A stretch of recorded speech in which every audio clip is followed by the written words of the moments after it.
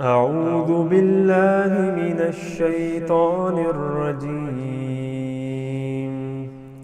بسم الله الرحمن الرحيم. إذا جاء نصر الله والفتح ورأيت الناس يدخلون في دين الله أفواجا فسبح بحمد ربك واستغفره إنه كان توابا. حجاب پہنو اے میری بہنوں، حجاب پہنو اے میری بہنوں، کہ حکم رب کو بجا ہے لانا، خدا سے ملنا ہے حشر کے دن، خدا سے ملنا ہے حشر کے دن، نبی کو اس دن ہے منہ دکھانا. حسن تمہارا حجاب میں ہے، وگرنہ جیون عذاب میں ہے. حسن تمہارا حجاب میں ہے، وگرنہ جیون عذاب میں ہے. قبر اندھیری سی کوٹھڑی ہے، قبر اندھیری سی کوٹھڑی ہے، سزا جزا کا ہے وہ ٹھکانہ.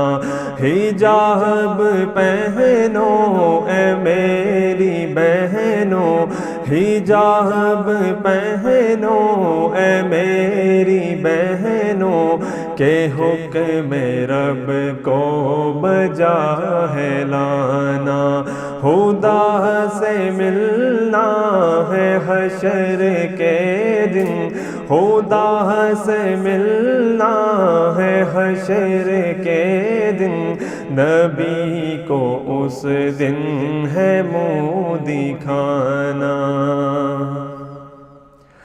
یہ جسم رب کا دیا ہوا ہے، تمہاری مرضی نہیں چلے گی. یہ جسم رب کا دیا ہوا ہے، تمہاری مرضی نہیں چلے گی. ملے گا یہ خاک میں کسی دن، ملے گا یہ خاک میں کسی دن، اور اس امانت کو ہے لوٹانا. حجاب پہنو اے میری بہنوں، حجاب پہنو اے میری بہنوں، کہ حکم رب کو بجا ہے لانا، خدا سے ملنا ہے حشر کے دن، خدا سے ملنا ہے حشر کے دن، نبی کو اس دن ہے منہ دکھانا. تم قہر رب کو بلا رہی ہو، چھپانا ہے جو دکھا رہی ہو. تم قہر رب کو بلا رہی ہو، چھپانا ہے جو دکھا رہی ہو.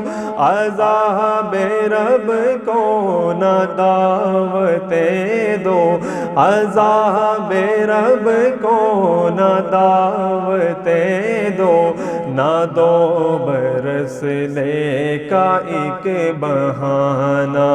حجاب پہنو اے میری بہنوں، حجاب پہنو اے میری بہنوں کہ حکم رب کو بجا ہے لانا، خدا سے ملنا ہے حشر کے دن، خدا سے ملنا ہے حشر کے دن، نبی کو اس دن ہے منہ دکھانا۔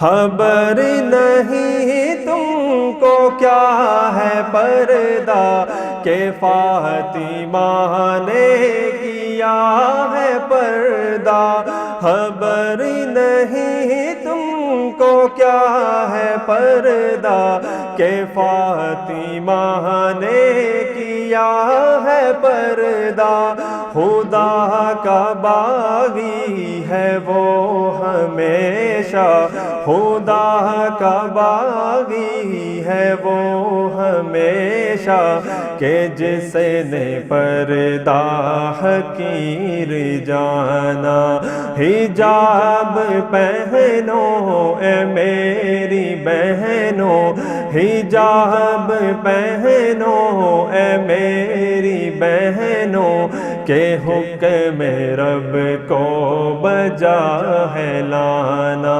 خدا سے ملنا ہے حشر کے دن، خدا سے ملنا ہے حشر کے دن، نبی کو اس دن ہے منہ دکھانا۔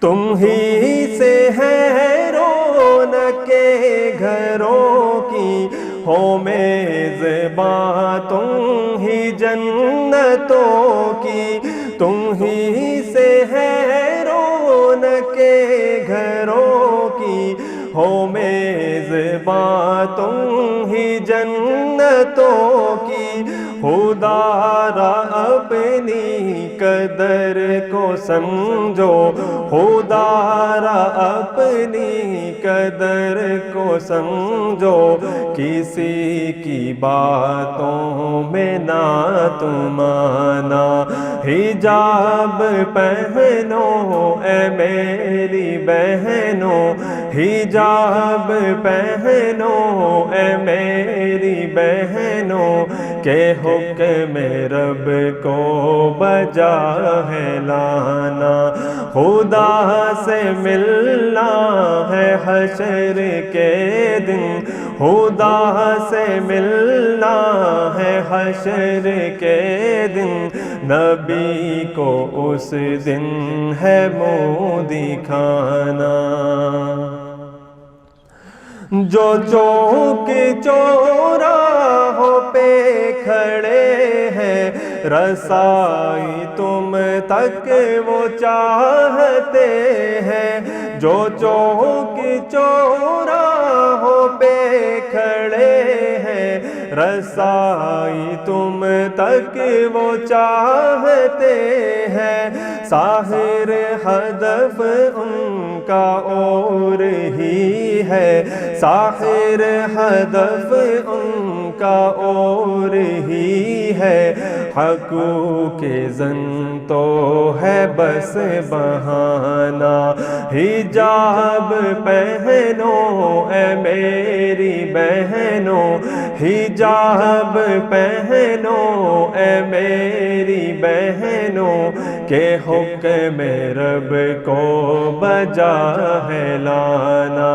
خدا سے ملنا ہے حشر کے دن، خدا سے ملنا ہے حشر کے دن، نبی کو اس دن ہے منہ دکھانا، نبی کو اس دن ہے منہ دکھانا، نبی کو اس دن ہے منہ دکھانا۔ بسم اللہ والحمد للہ والصلاة والسلام علی رسول اللہ وعلی آلہ واصحابہ اجمعین الی یوم الدین۔ الحمدللہ آج 26 اپریل 2020 کی علم و تحقیقی مجلس نمبر 113 کی اسٹوڈیو ریکارڈنگ ہونے جا رہی ہے انشاءاللہ تعالی۔ آج ہمارے انشاءاللہ بلال بھائی مجھ سے 1 to 1 سوالات کا سلسلہ شروع کریں گے۔ جی جناب۔ بسم اللہ الرحمن الرحیم، اللہم صلی علی محمد وعلی آل محمد۔ علی بھائی، آج کا پہلا سوال ہے، آج کل سوشل میڈیا پر ایک ویڈیو کافی وائرل ہے جس میں ایک دیوبندی مفتی اعظم امریکہ محترم منیر احمد صاحب نے مسند احمد کی ایک حدیث کی انٹرپریٹیشن کر کے ثابت کیا ہے کہ نبی صلی اللہ علیہ وآلہ وسلم نے فرمایا کہ جب ثریا ستارہ طلوع ہوتا ہے تو زمین سے آفت اٹھا لی جاتی ہے، اور یہ ستارہ ثریا 12 مئی 2020 کو طلوع ہوگا، لہذا کرونا کی وبا بھی 12 مئی 2020 تک ختم ہو جائے گی۔ اگر واقعی ایسی کوئی حدیث ہے تو کنفرم کر دیں تاکہ ہم نان مسلمز تک یہ پیغام پہنچا کر ان پر اسلام کی حقانیت ثابت کر سکیں۔ شکریہ، مع السلام۔ وعلیکم السلام۔ انا للہ و انا الیہ راجعون۔ اللہ نہ کرے جی آپ لوگوں کو انگریزی آئے یا گوروں کو اردو آئے کہ ان تک یہ آپ لوگوں کی اس طرح کی ویڈیوز پہنچیں جس میں آپ لوگوں نے اس قسم کے غیر علمی دعوے کیے ہوئے ہیں اور احادیث کے منہ میں اپنا لقمہ ڈالا ہوا ہے۔ میرے بھائیو، یہ بالکل غلط انٹرپریٹیشن انہوں نے کی ہے۔ اس حدیث کا دور دور تک کوئی اس قسم کے وبائی امراض کے ساتھ کچھ لینا دینا نہیں ہے۔ اسلام صرف 2 علوم کو مانتا ہے، یا ریویلڈ نالج ہو کتاب و سنت کا علم، یا acquired knowledge, the knowledge obtained through observations and experiments، یعنی سائنس کا علم۔ ان 2 علوم کے سوا کسی تیسرے علم کو اسلام نہیں مانتا ایتھینٹسٹی کے طور پر۔ قرآن حکیم میں اللہ تبارک و تعالیٰ نے سورہ بنی اسرائیل کی آیت نمبر 36 میں فرمایا وَلَا تَقْفُ مَا لَيْسَ لَكَ بِهِ عِلْمٌ إِنَّ السَّمْعَ وَالْبَصَرَ وَالْفُؤَادَ كُلُّ أُولَٰئِكَ كَانَ عَنْهُ مَسْئُولًا۔ اے انسان، کسی چیز کی پیروی اس وقت تک مت کر جب تک کہ تجھے اس کے بارے میں ڈیفینیٹ علم نہ حاصل ہو جائے۔ بے شک کان، آنکھ اور عقل، دل یا دماغ، کوئی بھی چیز ہو، اس کے بارے میں تمہیں پوچھا جائے گا کہ تم نے ان 3 انسٹرومنٹس کو استعمال کر کے حق بات تک پہنچنے کی کوشش کیوں نہیں کی۔ یہ اس طرح کی تمام چیزیں توہمات ہیں، اور اسلام بالکل توہمات کے اگینسٹ ہے۔ کالی بلی راستہ کاٹ جائے، یہ نحوست کی نشانی ہے، توہم پرستی ہے۔ شیشے کا ٹوٹنا جو ہے وہ بری خبر کا پیش خیمہ ہے۔ کوا اگر گھر کے منڈیر پہ بیٹھا ہو تو مہمانوں کے آنے کی امید ہے، جوتی پہ جوتی چڑھ جائے تو کہیں پر سفر لکھا ہوا ہے۔ یہ سب کی سب چیزیں ہندوؤں کے زیر اثر مسلمانوں کے ہاں آئی ہیں۔ اسلام میں اس کی قطعاً کوئی گنجائش نہیں ہے۔ نہ اسے ریویلڈ نالج سپورٹ کرتا ہے، یعنی وحی کا علم، کتاب و سنت کا علم، اور نہ ہی ایکوائرڈ نالج سپورٹ کرتا ہے۔ اب رہا یہ جو دیوبندی مولانا ہیں، جن کو دیوبندی مفتی اعظم امریکہ بھی کہتے ہیں، ان کی یہ ویڈیو بدقسمتی کے ساتھ میں نے بھی دیکھ لی، کیونکہ یہاں پہ بھی کافی لوگ بھیج رہے تھے کہ جی دیکھیں اس طرح کی کوئی حدیث ہے مسند احمد میں۔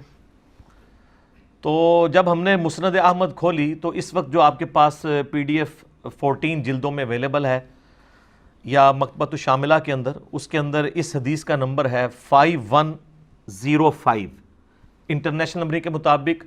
میری خواہش ہے کہ یہ حدیث نا آپ کسی بھی ایسے مسلمان یا غیر مسلم کے سامنے جس کو صرف اردو پڑھنی آتی ہو، چاہے وہ 5ویں کلاس کا اسٹوڈنٹ ہو، اس کو کہیں کہ بیٹا ذرا یہ حدیث پڑھو اور اس میں سے بتاؤ یہ مطلب نکلتا ہے، تو آپ کو پتہ چل جائے گا کہ اس کا کچھ لینا دینا نہیں ہے اس معاملے کے ساتھ۔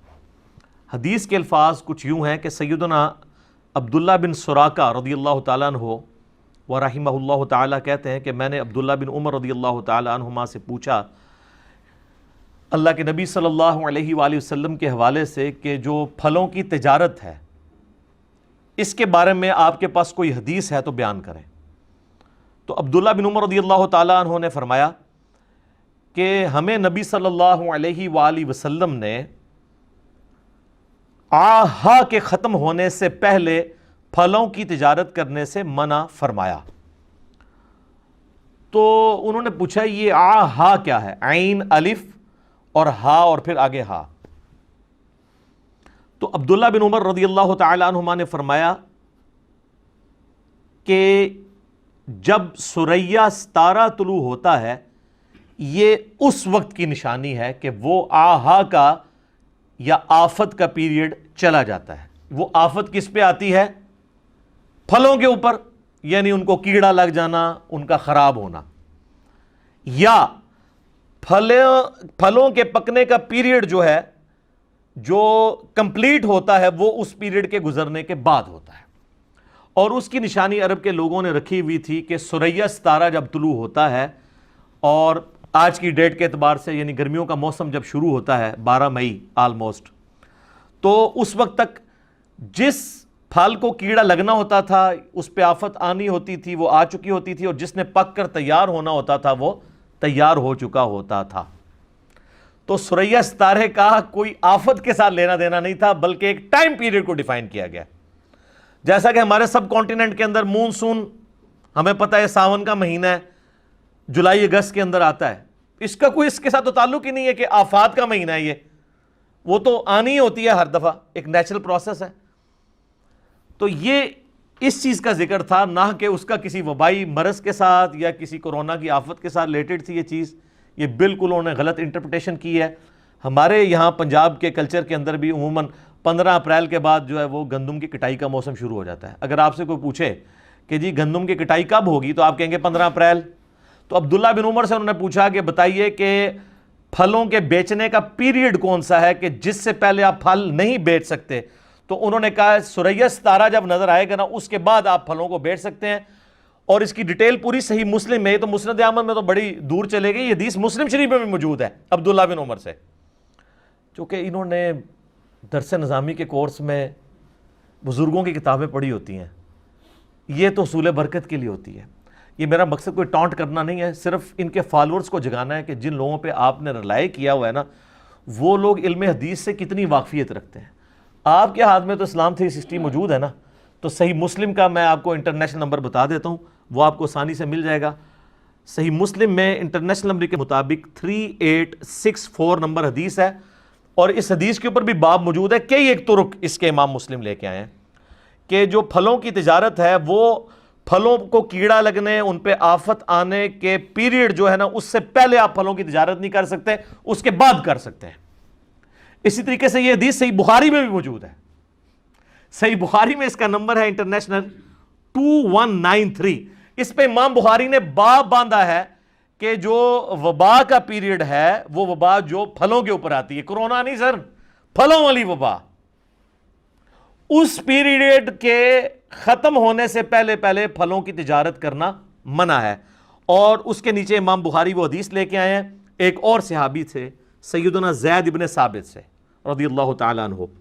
وہ کہتے ہیں، صحیح بخاری کے الفاظ ہیں 2193، کہ نبی علیہ السلام کے مبارک زمانے کے اندر لوگ درختوں پہ لگے ہوئے پھلوں کا سودا کیا کرتے تھے. جب خریدار آتا تھا تو وہ رونا پیٹنا ڈال دیتا تھا کہ جناب تم نے میرے ساتھ یہ کھجور کا سودا کیا ہے، یہ تو کھجور کو کیڑا لگ گیا ہے، یہ کھجور جو ہے وہ ڈیمیج ہوئی ہوئی ہے. تو وہ ہر دفعہ جھگڑا ہوتا تھا. تو نبی علیہ السلام نے فرمایا جب تک تمہارے درخت جو ہیں یہ پھل پک نہ جائیں اس وقت تک تم ان کے ساتھ سودا نہ کرو. اور آپ علیہ السلام فرمایا اس کی نشانی یہ ہے کہ ثریا ستارے کا طلوع ہونا، یعنی وہ گرمیوں کا پیریڈ شروع ہونا. تو وہ گرمیوں کا پیریڈ جو ہے وہ ٹائم پیریڈ کے طور پہ بتایا گیا، یہ کوئی نشانی نہیں ہے. نہ اسلام کے مزاج میں کوئی ستارہ پرستی یا علم نجوم والا کوئی سلسلہ موجود ہے کہ اس کے ساتھ اس کو ریلیٹ کر دیا جائے. یہ سر بخاری اور مسلم میں بھی حدیث موجود تھی، میں نے اس کی انٹرپریٹیشن آپ کو بتا دی. اچھا، اب یہ ثریا ستارہ تو انڈیا پاکستان بنگلہ دیش میں ویسی مصیبت بنا ہوا ہے ہمارے لیے اس اعتبار سے کہ یہاں پر جو زیادہ تر لوگ آباد ہیں وہ یا حنفی بریلوی ہیں یا حنفی دیوبندی ہیں، اور وہ ہمیں اکثر کہتے ہیں کہ جی بخاری مسلم میں امام حنیفہ کا ذکر موجود ہے. بلکہ جو زیادہ سمجھدار بنتا ہے وہ کہتا ہے قرآن میں لکھا ہوا ہے. اچھا، ہم کہتے ہیں جی قرآن میں کہاں لکھا ہے؟ وہ کہتے ہیں جی سورۃ الجمعہ کی ایک آیت ہے جی. اچھا جی، وہ ہم کھول کے پڑھ لیتے ہیں جی سورۃ الجمعہ کی کون سی آیت ہے. اور مزے کی بات ہے یہ سیم دلیل غلام احمد قادیانی دجال کے ماننے والے یہی آیت اور یہی حدیث اس دجال کے اوپر فٹ کرتے ہیں، جس طرح کے حنفی امام حنیفہ پر فٹ کرتے ہیں رحمہ اللہ تعالی. وہ کہتے ہیں یہ جو آیت ہے نا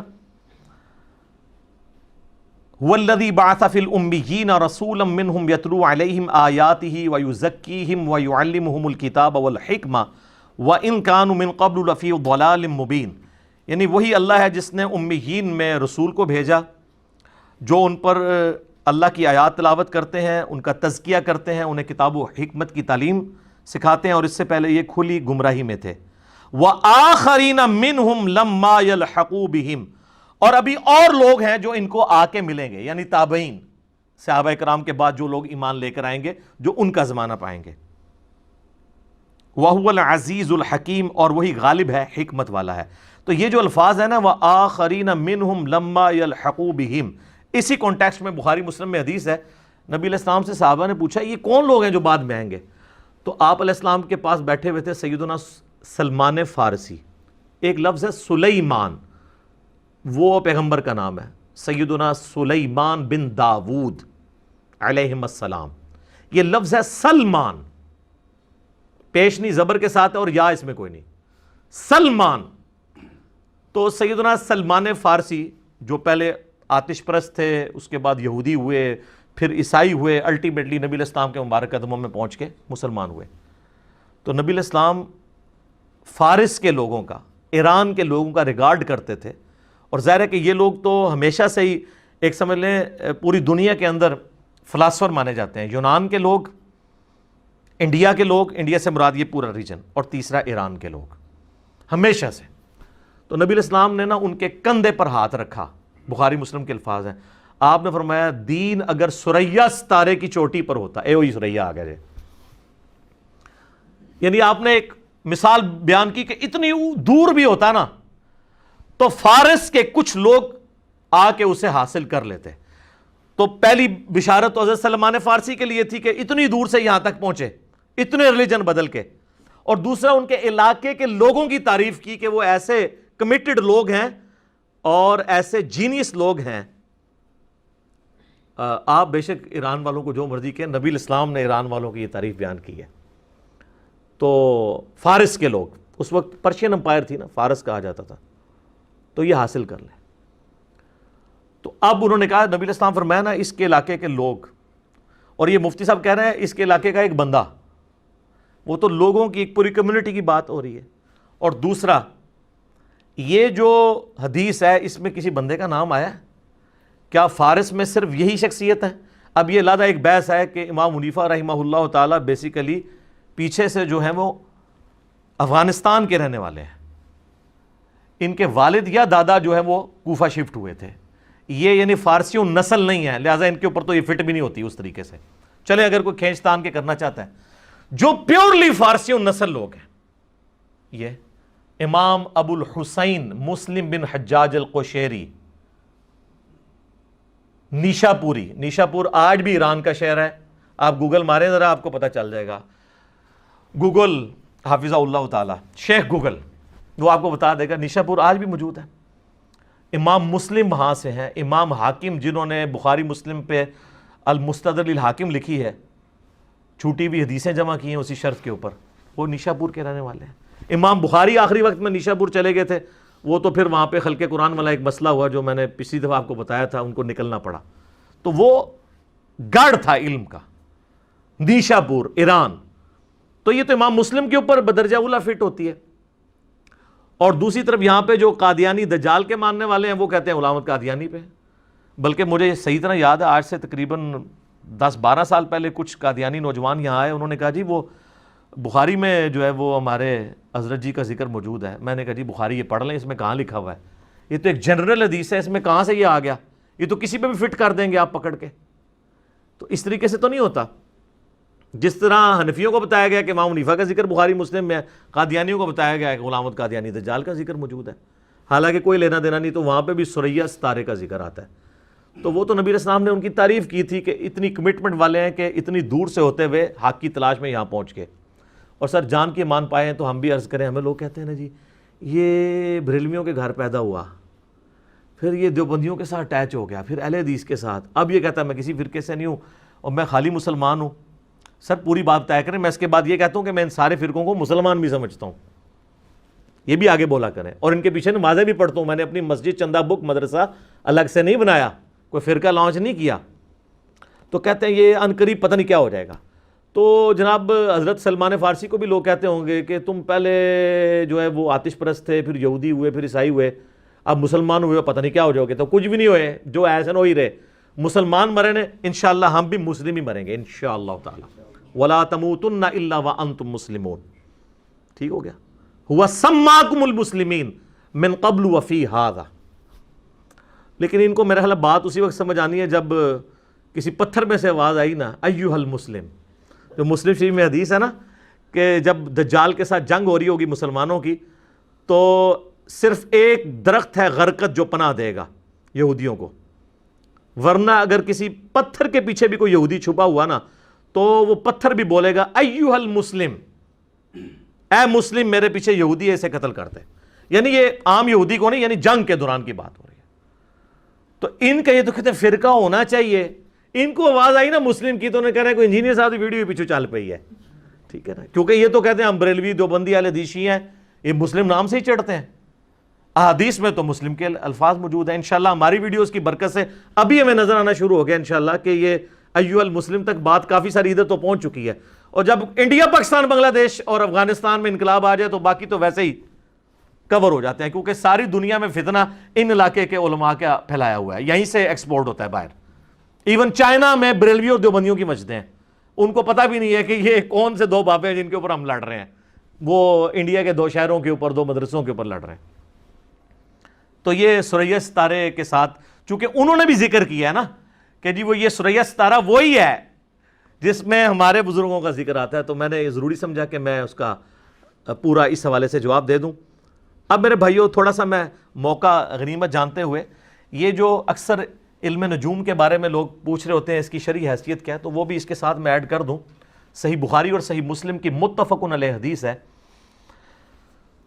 حدیبیہ کے موقع پر صحابہ اکرام کہتے ہیں ہم نے نبی علیہ السلام کے ساتھ فجر کی نماز ادا کی تو آپ صلی اللہ علیہ وآلہ وسلم نے فجر کی نماز کے بعد ہماری طرف متوجہ ہو کر فرمایا کہ جانتے ہو تمہارے رب نے ابھی ابھی کیا فرمایا ہے.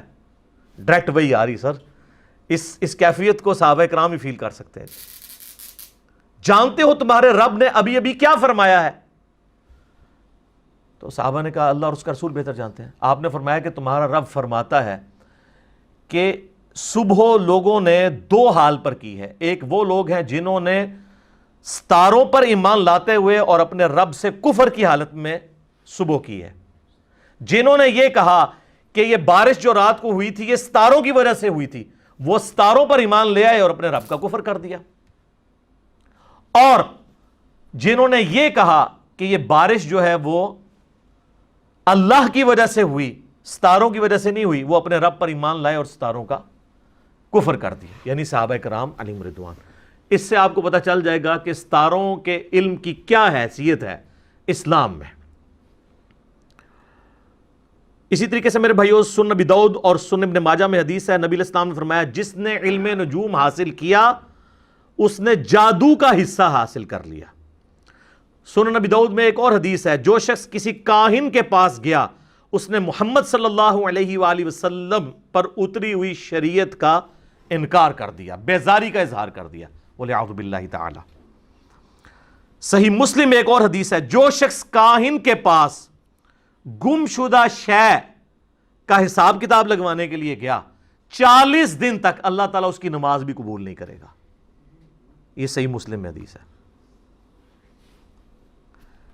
صحیح بخاری میں تعلیقاً انٹرنیشنل نمبر کے مطابق 3198 نمبر حدیث کے اندر سیدنا قتادہ تابعی رضی اللہ تعالیٰ عنہ و رحمہ اللہ تعالیٰ کا قول لیا ہے امام بخاری نے، تعلیقاً لیا ہے. اس کی پوری سند ابن حجر اسقلانی نے لکھی ہے کہ یہ صحیح سند کے ساتھ ہے. وہ قتادہ کہتے ہیں کہ ستاروں کے 3 مقاصد ہیں. نمبر 1 وَلَقَدْ زَيَّنَّا السَّمَاءَ الدُّنْيَا بِمَصَابِيحَ، اللہ نے ستاروں سے اس آسمان دنیا کو مزین کیا ہے، یہ خوبصورتی کا باعث. نمبر 2 رجوما للشیاطین، اسی آیت میں آتا ہے ہم نے شیاطین کو بھگانے کا ذریعہ بنایا ان کو. نمبر 3 جو سورۃ الانعام کی آیت نمبر 97 میں آیا لِتَهْتَدُوا بِهَا فِي ظلمات، تاکہ تم ان ستاروں کے ذریعے خشکی اور سمندروں میں اندھیروں کے اندر راستہ تلاش کرو۔ نارتھ سٹار کے ذریعے آپ کر سکتے ہیں نا، نارتھ سٹار کی طرف اگر آپ کا بایاں کندھا ہونا تو آپ کے سامنے مشرق ہوتا ہے اور بالکل پیچھے مغرب، اور رائٹ کے اوپر جنوب، اور نارتھ سٹار تو ہوتے ہی نارتھ میں۔ تو یہ آپ دنیا میں کہیں پہ چلے جائیں اور نارتھ سٹار آپ لوکیٹ کرتے ہیں، وہ جو سٹارز کی مختلف بنی ہوتی ہیں شکلیں، دب اکبر ہم اسے کہتے ہیں، وہ اگر آپ کو پتہ چل جائے تو آپ لوکیٹ کر سکتے ہیں۔ اس کے بعد قتادہ کہتے ہیں ان تین چیزوں کے علاوہ جس نے بھی علم نجوم کے حوالے سے کوئی بیان کیا تو وہ غلطی پر ہے اور اس نے اپنی عمر کا حصہ ضائع کر دیا۔ انہوں نے کہا قرآن و سنت میں صرف یہ تین چیزوں کا تعلق ہے ستاروں کے ساتھ۔ نمبر 1 آسمان کی خوبصورتی، نمبر 2 شیاطین بھگانے کا ذریعہ، موسٹ اپروپریٹ جو ہے وہ سورۃ الحجر میں آیا ہے کہ شہاب ثاقب ہم مارتے ہیں جنات کے اوپر جب وہ اچکنے کی کوشش کرتے ہیں، اور نمبر 3 انہوں نے کہا کہ یہ آپ اس کے ذریعے راستے اندھیری رات میں معلوم کر لیتے ہیں۔ اس کے سوا اگر کوئی کرتا ہے اپنی عمر ضائع کر رہا ہے، جس طرح ہمارے مفتی صاحب نے اپنی عمر ضائع کی ہے، اس کو کرونا کے ساتھ لیٹ کیا، پتہ نہیں کیا کیا، سریا ستارہ کیا سے کیا بنا دیا۔ یہ اسی طریقے سے یہ جیسے مطلب آؤٹ آف کنٹیکسٹ لوگ چیز پیش کرتے ہیں۔ ہمیں کسی نے یہاں اکیڈمی میں ایک دفعہ حدیث بھیج دی کہ صحیح بخاری میں حدیث ہے کہ سب سے بہتر وہ ہے جس کی سب سے زیادہ بیویاں ہوں۔ میں نے کہا یار اس طرح کی تو کوئی حدیث میرے علم میں نہیں ہے۔ تو صحیح بخاری کھولی تو عبداللہ بن عباس کا یہ قول تھا کہ وہ نکاح کی ترغیب دلاتے ہوئے کہہ رہے تھے کہ نکاح جو ہے نیکی کا کام ہے، اور جو سب سے بہترین شخص تھا نا اس کی اتنی زیادہ اس نے نکاح کیے ہوئے تھے، یعنی نبی علیہ السلام نے بھی نکاح کیے ہیں۔ تو آپ علیہ السلام چونکہ انسانیت میں سب سے بہترین ہے، تو آپ نے جو عمل کیا ہے نا وہ بہتر ہے۔ تو اس نے اس کو وہ اور طرح بیان کیا کہ جو سب سے زیادہ شادیاں کرتا ہے وہ سب سے زیادہ اچھا ہوتا ہے۔ وہی کیتا ہے انہوں نے سریا ستارے نال کوئی اور شاید ریلیٹ کرتی ہے، حالانکہ وہ تو موسم کے آنے کی خبر تھی 12 مئی۔ ویسے 12 مئی پاکستان کے لیے وہ اچھا نہیں ہے، سینکڑوں لوگ مرے تھے، آپ کو پتہ ہے۔ 12 مئی میں 2007 کے اندر کراچی میں ایک سابق فوجی ڈکٹیٹر جو اس وقت موت کے لیے ایڑیاں رگڑ رہا ہے ایک بیماری میں، اس نے قتل عام کروایا تھا صرف پولیٹیکل گین کی خاطر۔ تو 12 مئی تو پاکستان میں آفت آئی ہوئی ہے، اور جو اس طریقے سے آفتیں بگا رہے ہیں تو سر پولیو آفت نہیں ہے؟ 12 مئی آگے گزر جاتی ہے، ہر دفعہ ڈینگی ادھر کا ادھر ہی رہتا ہے۔ یہ اب میں آپ کو اینٹی وینم پھکی الزامی جواب بھی سازت دے رہا ہوں کہ اس طریقے سے جاتا ہے۔ اور وہ دلیل دے رہے ہیں جو امریکہ نے بھی اناؤنسمنٹ کیا، امریکہ نے تو کئی دفعہ ڈیٹس بدلی ہیں، ابھی اس 14 کی دی ہے نا ڈیٹ انہوں نے، اب اور بھی آگے دے دیں گے، پھر کیا کرو گے تسی؟ تو اللہ نہ کرے کہ گوروں کو اردو آئے اور آپ لوگوں کو انگلش آئے کہ ان کو آپ لوگوں کی یہ باتیں پتہ چلیں تو الٹا اسلام کی بدنامی کا باعث بنے۔ اسلام کی کہانیت کیا ہے کہ اس کی وجہ سے تو اسلام کو یہ لوگ مشکوک بنا رہے ہیں اپنی غلط انٹرپریٹیشن کے ذریعے۔ صحیح بخاری اور صحیح مسلم میں ایک اور حدیث ہے، نبی علیہ السلام سے کاہنوں کے بارے میں پوچھا گیا تو آپ نے فرمایا کہ یہ کاہنوں کا علم کوئی شے نہیں ہے۔ تو صحابہ نے کہا یا رسول اللہ بعض اوقات وہ ایسی پریڈکشن کرتے ہیں وہ واقعی پوری بھی ہو جاتی ہے پیش گوئی۔ تو پھر آپ علیہ السلام نے فرمایا کہ ہوتا یہ ہے کہ جب اللہ تعالیٰ فرشتوں کو احکامات دیتا ہے، فرشتے زمین کی طرف آتے ہیں تو وہ احکامات آپس میں ڈسکس کرتے ہیں، تو بعض اوقات شیاطین ان کے قریب ہوتے ہیں تو اس میں سے کچھ وہ بھی سن لیتے ہیں، پھر اس میں اپنی طرف سے چیزیں ملا کے کاہنوں کو بتاتے ہیں، اور کاہن جو ہیں وہ 100 قسم کے جھوٹ، یہ الفاظ ہیں کہ 100 ٹائم اس میں جھوٹ ملا کے لوگوں کو بتاتے ہیں، کچھ بات ٹھیک بھی ہوتی ہے، زیادہ تر غلط باتیں ہوتی ہیں۔ اور پھر نبی علیہ السلام نے فرمایا کہ اللہ تبارک و تعالیٰ ان کے اوپر شہاب ثاقب پھینکتا ہے، جس کا ذکر سورۃ الحجر میں بھی آیت نمبر 18 کے اندر موجود ہے، میٹرائٹس جنہیں ہم کہتے ہیں۔ ان کی سائنٹیفک ریزن اپنی جگہ ہے، لیکن سائنس بس یہاں پہ آ کے رک جاتی ہے کہ یہ فزیکل فینومین آف نیچر ہے۔ ان سے اگر پوچھیں نا کہ یہ ستارے کیوں ٹوٹتے ہیں، کون ڈیسائیڈ کرتا ہے کہ کس لمحے کون کا ستارہ جو ہے وہ ٹوٹ کے اس کا ٹکڑا وہ فلاں جگہ پہ، وہ کہتے ہیں یہ فزیکل فینومینا ہے۔ تو جتنی سائنٹیفک چیزیں ہیں فینومینا، ان کے پیچھے الٹیمیٹلی ریزن گاڈ ہوتی ہے۔ God is the only explanation of all the physical phenomena in this universe۔ زلزلہ آتا ہے تو سائنسدان بس ادھر آ کے خاموش ہو جاتے ہیں کہ ٹیکٹونک پلیٹس کی ڈسٹربنس کی وجہ سے۔ ان سے آگے پوچھ لیں کہ یہ کس وقت ڈسٹرب ہونی ہے اور کیوں ہونی ہے، کیسے ہونی ہے، اس کی ریزن کیا بنے گی، وہ کہتے ہیں it is physical phenomenon of nature. بلکہ سائنس تو اپنی عاجزی کا اظہار کرتی ہے کہ ہماری فیلڈ ہی نہیں ہے، ہم تو فزیکل ورلڈ کے ساتھ ڈیل کرتے ہیں. یہ جو کچھ فزیکل ورلڈ میں ہو رہا ہے نا، یہ کون سی ڈیوائن سورس چلا رہی ہے، کون سی سپریم بینگ یا سپر نیچرل ایجنسی یا سپریم اتھارٹی چلا رہی ہے، یہ ہمارا کوشچن نہیں ہے. حالانکہ اصل کوشچن تو وہی ہونا چاہیے. سائنس تو صرف یہ ڈسکوریز کرتی ہے. سائنس نے ڈسکور کیا کہ جی سورج جو ہے وہ ود رسپیکٹ ٹو زمین مشرق سے نکل کے مغرب میں غروب ہوتا ہے. ویسے تو نہیں ہوتا، ود رسپیکٹ، اور اس میں ہر سیکنڈ میں 50 کروڑ ایٹامک بم کے برابر انرجی ریلیز ہو رہی ہے. لیکن یہ ساری انفارمیشن نے سورج کو پیدا نہیں کیا. سورج کو سمجھنے کے لیے ایکویشنز ہیں، یہ فزیکل لاز ہیں، ان لاز نے نہیں پیدا کیا. انڈے میں سے چوزا نکلا ہے، یہ ایک انفارمیشن ہے. تو کیا اس انفارمیشن کا یہ مطلب ہے کہ اس انفارمیشن نے انڈا بنایا ہے؟ نہیں.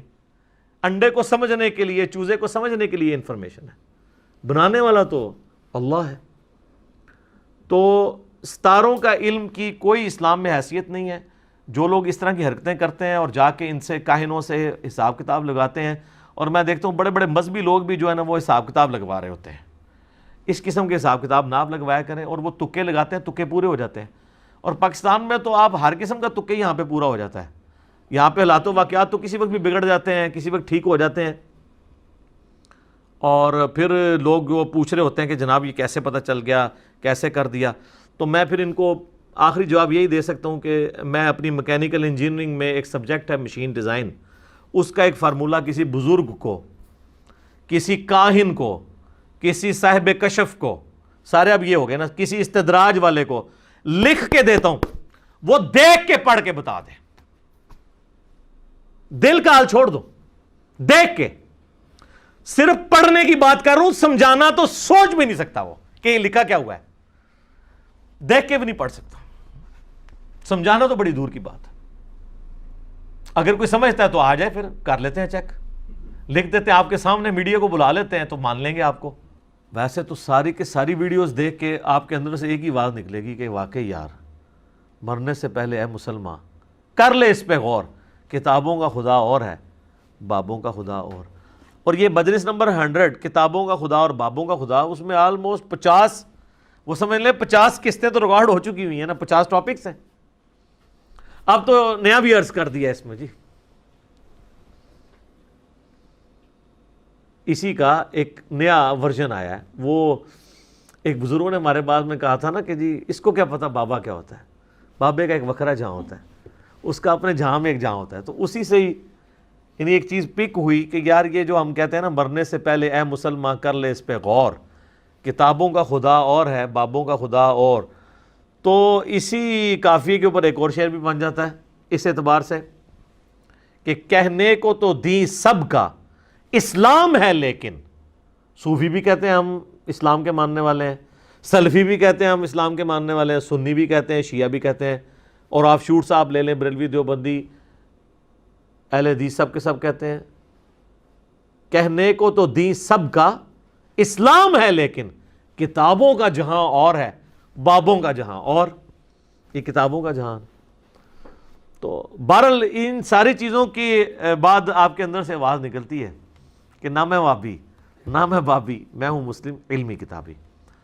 تو بات کہاں سے کہاں نکل گئی سر؟ کرونا کا اس سے کوئی تعلق نہیں ہے. کرونا کو آپ سائنٹیفکلی لے کے چلیں، اپنی احتیاط کے پوائنٹ آف ویو سے اللہ کی طرف رجوع لے کر آئیں روحانی طور پہ. انشاءاللہ تعالیٰ ستے خیر ہیں، زیادہ پریشان ہونے کی ضرورت نہیں ہے. دنیا میں ہر سال 200 سے زیادہ وائرسز آ کے مختلف قسم کی نزلہ زکام کی بیماریاں پھیلا کے اللہ کے فضل سے کروڑوں لوگوں کے اوپر اٹیک کر کے ان کا کوئی نقصان پہنچائے بغیر واپس چلے جاتے ہیں، کیونکہ ہمارے اندر اینٹی باڈیز اللہ تعالیٰ نے ایسی رکھی ہیں کہ وہ امیونٹی سسٹم ان کے ساتھ جنگ کرتا ہے. تو ادروائز اگر آپ کسی کو ویسے مارنا چاہتے ہیں تو اس کو کرونا کہہ کے بے شک مار دیں تو وہ مر جائے گا، وہ تو بالکل مر جائے گا. میں نے آپ کو اپنے آفس کا واقعہ بتایا کہ وہ غلط رپورٹ بن گئی کہ اس کے گردے فیل ہوئے ہیں، تو 1 مہینے کے اندر آلموسٹ 25-30 کلو وزن اس کا کم ہو گیا، حالانکہ اس کو کچھ بھی نہیں تھا. بعد میں رپورٹ غلط تھی، وہ ٹھیک ہو گیا. بلکہ مجھے ایک ڈاکٹر صاحب نے اگلے دن بتایا، وہ کہتے ہیں یہ بالکل جینون واقعہ ہے. یورپ یا امریکہ میں ایک شخص کے بارے میں جس کو ڈیتھ پینلٹی تھی، تو اس کے اوپر انہوں نے تجربہ کرنا تھا کہ یہ جو آپ کے سینسز کی جنگ ہے، یہ کیسی جنگ ہے کہ انسان اگر اپنے نفس کنٹرول نہ رکھ سکے تو وہ فارغ ہو جاتا ہے. اس کو انہوں نے کہا کہ ہم تمہیں بجلی کے جھٹکے سے یا زہر کا ٹیکا لگا کے نہیں ماریں گے, کوبرا سانپ ڈسوا کے تمہیں ماریں گے. اس کی آنکھوں پہ انہوں نے پٹی باندھی اور 2 کامن پن ہیں, وہ 2 دانت ہوتے ہیں نا کوبرے کے, اس کے کمر پہ نا اسی فاصلے پہ رکھ کے ایسے چبوئے, وہ مر گیا کامن پنوں سے. جس طرح ہماری کرکٹ ٹیم جو ہے وہ انڈیا کے خلاف جب بھی کھیلتی ہے میچ ہار جاتی ہے, کیونکہ وہ پہلے ہی لوزر ہوئے ہوتے ہیں کہ ان سے نہیں ہم جیت سکتے. تو یہ ساری نروز کی گیم ہے. ٹھیک ہو گیا, ٹھیک ہے, جزاکم اللہ خیر. علی بھائی اگلا کویشچن ہے, پچھلے دنوں نماز جمعہ کے حوالے سے کراچی کی ایک مسجد میں اجازت سے زیادہ گیدرنگ کر کے قانون کی خلاف ورزی کرنے والی مسجد انتظامیہ کو سمجھانے کے لیے جب ایک لیڈی SHO محترمہ شرافت خان صاحبہ وہاں پہنچیں تو اچانک نمازیوں نے ان پر حملہ کر دیا, جس کی وجہ سے ان کی اینک بھی ٹوٹ گئی اور معمولی زخم بھی آیا. دیندار لوگوں کی جانب سے اس طرح کے ایٹیٹیوڈ کو آپ کس نظر سے دیکھتے ہیں؟ انتہائی شرمناک ایٹیچیوڈ ہے. یہ تصویر کا ایک رخ ہے. جب ہم نے یعنی وہ مسجد انتظامیہ یا ان سے ریلیٹڈ لوگوں کے ساتھ رابطہ کیا تو ان کا موقف یہ ہے کہ انہوں نے وہاں پہ اپنی مادری زبان میں پشتو میں گالیاں نکالی ہیں, اور وہ کہتے ہیں کہ یہ جو ان کی آڈیو ریکارڈنگ آپ کو نظر آ رہی ہے نا, یہ آپ کسی کو سنوائیں تو یہ گالیاں نکال رہی ہیں, اس کی وجہ سے ہم لوگوں نے ان کے اوپر کاؤنٹر اٹیک کیا. میں اس کے باوجود کہتا ہوں کہ ایک عورت کے اوپر اس طریقے سے ہاتھ اٹھانا اور دوسری طرف وہ سرکاری اہلکار بھی ہو, یہ ریٹ آف دی گورنمنٹ کو چیلنج کرنے والی بات ہے. یہ کوئی ایٹیچیوڈ نہیں ہے. آپ صبر کا مظاہرہ کریں. جب دیندار طبقہ یہ کہتا ہے کہ ہم لوگ ریلیجن کے فالو کرنے والے ہیں اور ہمارے نبی علیہ السلام کو دین کی راہ میں تکلیفیں بھی دی گئیں تو انہوں نے برداشت کی, اپنی ذات کی خاطر کسی کو بد دعا بھی نہیں دی, تو اسی چیز کو جب پریکٹس کرنے کی باری آتی ہے تو آپ یہ ساری باتیں بھول جاتے ہیں اور آپ اس طریقے سے یعنی اٹیک کر دیتے ہیں ایک SHO کے اوپر جس کی ذمہ داری ہے. اور میرا خیال ہے پولیس والوں نے وہ عورت اس لیے بھیجی کہ شاید عورتوں کا یہ خیال کر لیں گے, کیونکہ مرد آتا تو ویسے ہی ان پہ زیادہ غصہ آتا ہے نا, عورتوں کے ساتھ بندہ تھوڑا لحاظ کرتا ہے. باقی میڈیا بھی خیر ایک طرف کی پکچر پیش کرتا رہا, میڈیا کو ہم چھوڑتے ہیں. اصل چیز یہ ہے کہ اس کے باوجود یہ زیادتی ہوئی ہے ان کے ساتھ, اور اس زیادتی میں پورا حصہ ہے ہمارے اس معاشرے کا, ہمارے پولیٹیکل لیڈرز کا, ہمارے ریاستی اداروں کا, جنہوں نے ہمیشہ پولیس کو غلط طریقے سے ہی عوام الناس کے سامنے پیش کیا ہے. یہ تو جب سے یہ دہشت گردی کے حوالے سے پولیس والوں کو قربانیاں دینی پڑی ہیں تو ان کے لیے شہید کا لفظ استعمال ہوتا ہے, ورنہ پاکستان کی ہسٹری میں صرف جب فوجی شہید ہوتے تھے ان کے لیے شہید بولا جاتا تھا, اور پولیس والوں کے لیے بولا جاتا تھا ہلاک ہو گئے اتنے پولیس والے, اور عوام کے لیے بھی ہلاک ہو گئے. یہ تو اب ضرب عضب اور رد الفساد کے بعد تھوڑا سا چونکہ کنسنسس ہوا ریاستی اداروں کا اور پولیٹیکل لیڈرز کا اور جماعتوں کا, تو ان کو یہ تھوڑا ریئلائز ہوا کہ یار یہ نہیں, یہ ٹرم سب کے لیے شہید کی استعمال کرنی چاہیے. تو پولیس کو بدنام کرنے میں جہاں پولیس والوں کی اپنی کمزوریاں ہیں, ساتھ ہی ساتھ باقی لوگوں نے بھی پورا حصہ ڈالا ہے. آپ دیکھیں گے کہ ہمارے PTV کے ڈرامے ہوں یا دوسرے پرائیویٹ چینلز کے ڈرامے ہوں, اس میں پولیس والوں کو ہمیشہ برے کردار کے طور پہ عموماً پیش کیا جاتا ہے. اور میرے لیے زیادہ دکھ کی بات ہے کہ جب ہمارے ایک ریاستی ادارے نے ایک TV ڈرامہ بنایا ہے اس میں وہ پولیس والوں کو برا دکھا رہے ہیں, تو کل کو پولیس والوں نے اگر کوئی اس قسم کے ڈرامے بنانے شروع کر دیے, اس میں آپ کو برا دکھانا شروع کر دیا, پھر آپ نے کہنا ہے کہ جی یہ دیکھیں جی یہ تو حب الوطنی کا سوال آپ اٹھانا شروع کر دیں گے. تو یہ بالکل غلط ہے, اور میں سمجھتا ہوں کہ ہماری عدلیہ کو از خود نوٹس لینا چاہیے ایسی تمام چیزوں کا, ایسے تمام ڈراموں کا جس میں ہمارے جو ریاستی ادارے ہیں, چاہے پولیس ہو, فوج ہو, ایجنسیز ہوں, ان کا نیگیٹو کریکٹر دکھایا جائے. پاکستان کے پلیٹ فارم سے ایسی چیزیں نہیں ہونی چاہیے, ورنہ یہی کچھ ہمیں بھگتنا پڑے گا. آپ دیکھ لیں عوام الناس جو ہے وہ پولیس سے کتنی نفرت کرتی ہے, حالانکہ میں ڈائریکٹلی, ہمارے ہزاروں میں اسٹوڈنٹس ہیں پولیس والے, دیندار لوگ موجود ہیں بیچارے اتنی محنت سے. ابھی یہ کورونا کا جب ایشو چل رہا ہے سب لوگ ڈاکٹروں کی بات کر رہے ہیں, ڈاکٹروں کو تو پھر بھی تھوڑا بہت کچھ اویلیبل ہے, پولیس والے جو بیچارے ڈیوٹیز دے رہے ہیں آپ دیکھیں کہ ان کے پاس تو سارے نہ ماسک پورے طریقے سے ہیں, نہ دستانے موجود ہیں, اور کتنی مظلومی کی زندگی وہ گزار رہے ہیں. یقین کریں مجھے پرسنلی ویسے پولیس والوں کے اوپر کافی ترس آتا ہے, ان کے ساتھ ہمارا ایز اے معاشرہ رویہ درست نہیں ہے. اور یہ بہت سخت زیادتی ہے جب ہم پولیس کو باقی ریاستی اداروں کے ساتھ کمپیئر کرنا شروع کر دیتے ہیں. سر یہ کمپیئر آپ اس وقت کریں جب آپ جو باقی ریاستی اداروں کو بجٹ دے رہے ہیں نا اس کا 10واں حصہ پولیس کو دیں نا آپ, تو وہ آپ کو ان سے بہتر کام کر کے دکھا دیں گے, کیونکہ پولیس والے سول ایجنسیز ہیں, اور سول ایجنسی جو ہیں ان کا فرسٹ ہینڈ نالج ہوتا ہے عوام الناس کا. اس لیے آپ دیکھتے ہیں کہ جس طرح کراچی شہر میں رینجرز کبھی کامیاب نہیں ہو سکتی تھی جب تک کہ پولیس ان کا ساتھ نہ دیتی. جس طرح کہ مشہور ہے ہمارے معاشرے میں کہ پولیس والوں کو تو واردات ہونے سے پہلے پتہ ہوتا ہے کہ کس نے کی ہے. ٹھیک ہے, یہ ایک مزاح کے طور پہ پیش کیا جاتا ہے. تو اس کا اگر پازیٹیو پہلو دیکھیں نا تو ان کو ہر علاقے میں, ہر محلے میں جو ٹیڑھا بندہ ہے, کون سا ڈان ہے, وہ فرسٹ ہینڈ نالج ان کے پاس ہوتا ہے. لیکن ان بیچاروں کی حالت یہ ہے کہ یہ ان کے پاس اپنی جو یہ گاڑیاں لے کے پھر رہے ہوتے ہیں, کیا کہتے ہیں جی ان کو, یہ موبائل, ان میں پٹرول اور ڈیزل ڈلوانے کے پیسے بھی نہیں ہوتے. یعنی ہمیں بھی کچھ کورٹس کے کیسز کو بھگتنا پڑا ہے نا, تو اس میں اندازہ ہوا ہے کہ کئی بار مطلب میں نے ان کو پنڈی لے کے گیا ہوں اگر ہائی کورٹ میں, تو مطلب ہم ساتھ لے کے جاتے ہیں خود خرچہ کر کے. ان کو جتنا خرچہ ملتا ہے بیچارے وہ گرمیوں میں وہ اس طرح نہیں کر سکتے. ہم نے تو جانا ہوتا ہے چلو کسی پبلک ٹرانسپورٹ میں کم از کم سخت گرمیوں میں کوئی اے سی والی مل جائے, تو وہ بیچارے افورڈ نہیں کر سکتے. تو یہ اوورآل ہمارا معاشرہ میں سمجھتا ہوں مجرم ہے. اور آپ دیکھ لیں 2014 کے دھرنوں میں بھی جس طریقے سے پولیس والوں کو زخمی کیا گیا, اس کے بعد پھر ایک مذہبی جماعت کی طرف سے دھرنے ہوئے فیض آباد والے, اس میں پولیس والوں کے اوپر کس طریقے سے پتھراؤ کیا گیا. وہ ایک آپ دیکھیں لڑکا ویم فل کیا ہوا تھا, اس بیچارے کی آنکھ نکل گئی. ٹھیک ہے جی, بالکل ینگ بچہ, پڑھا لکھا, اب اس کا کیا قصور تھا, گلیلیں چلانے دی. اور ادھر جو ہے وہ جناب کورٹ سے ڈیسیژن آ رہے ہیں اور جناب ٹویٹس آ رہی ہیں کہ جی جناب ان کے ساتھ آپ نرمی کا رویہ رکھیں, ان کے ساتھ نرمی کا رویہ رکھیں اور اپنی آنکھیں نکلوا لیں. اور وہی کچھ ہوا ہے.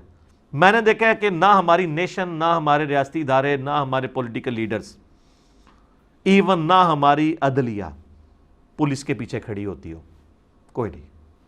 اللہ ماشاءاللہ کچھ لوگ ہوں کہ جو ان کو ایز اے ادارہ اون کرتے ہوں, حالانکہ بڑے بڑے پڑھے لکھے لوگ ہیں. میرے تو کافی سارے اسٹوڈنٹس ہیں جو ہائر پوسٹ کے اوپر موجود ہیں دین کے اعتبار سے, تو اپنے اپنے علاقوں کے ٹاپرز ہیں. وہ سی ایس ایس میں ٹاپ کیا ہوا ہے, ڈاکٹرز ہیں تو اپنی فیلڈ میں ٹاپرز ہیں, انہوں نے اپنے شوق سے یہ یعنی محکمے اڈاپٹ کیے ہیں. جب وہاں پہ جاتے ہیں تو وہ لوگ ان کے بارے میں اس قسم کی باتیں کرتے ہیں, حالانکہ بڑے بڑے اچھے ایماندار لوگ بھی موجود ہیں. لیکن ہمارے معاشرے میں اوورآل پولیس والوں کے ساتھ جو رویہ ہے نا اس معاشرے کا, کوئی پازیٹیو نہیں ہے. اب رہا ان کا رویہ, تو ظاہر ہے کہ ان کے اندر بھی کمزوریاں موجود ہیں, لیکن اگر آپ ان کو گیون سرکمسٹانسز میں دیکھیں نا تو کسی حد تک جو ہے نا ان کی غلطیاں جسٹیفائی اس اعتبار سے ہو جاتی ہیں کہ ان کو وہ فیسلٹیز نہیں اویلیبل جو باقی لوگوں کو اویلیبل ہیں. ان کو خالی آپ فضائل سنا کے چلا سکتے ہیں, سیدھی سی بات ہے. تو باتیں کرنا صرف آسان ہے نا. آپ ذرا پاکستان کے ججز کی تنخواہیں دیکھیں نا, اس کے اگینسٹ پولیس والوں کی تنخواہیں دیکھیں. فوج کے اندر آفیسرز کے آپ بینیفٹس دیکھیں اور پولیس والوں کے بینیفٹس دیکھیں.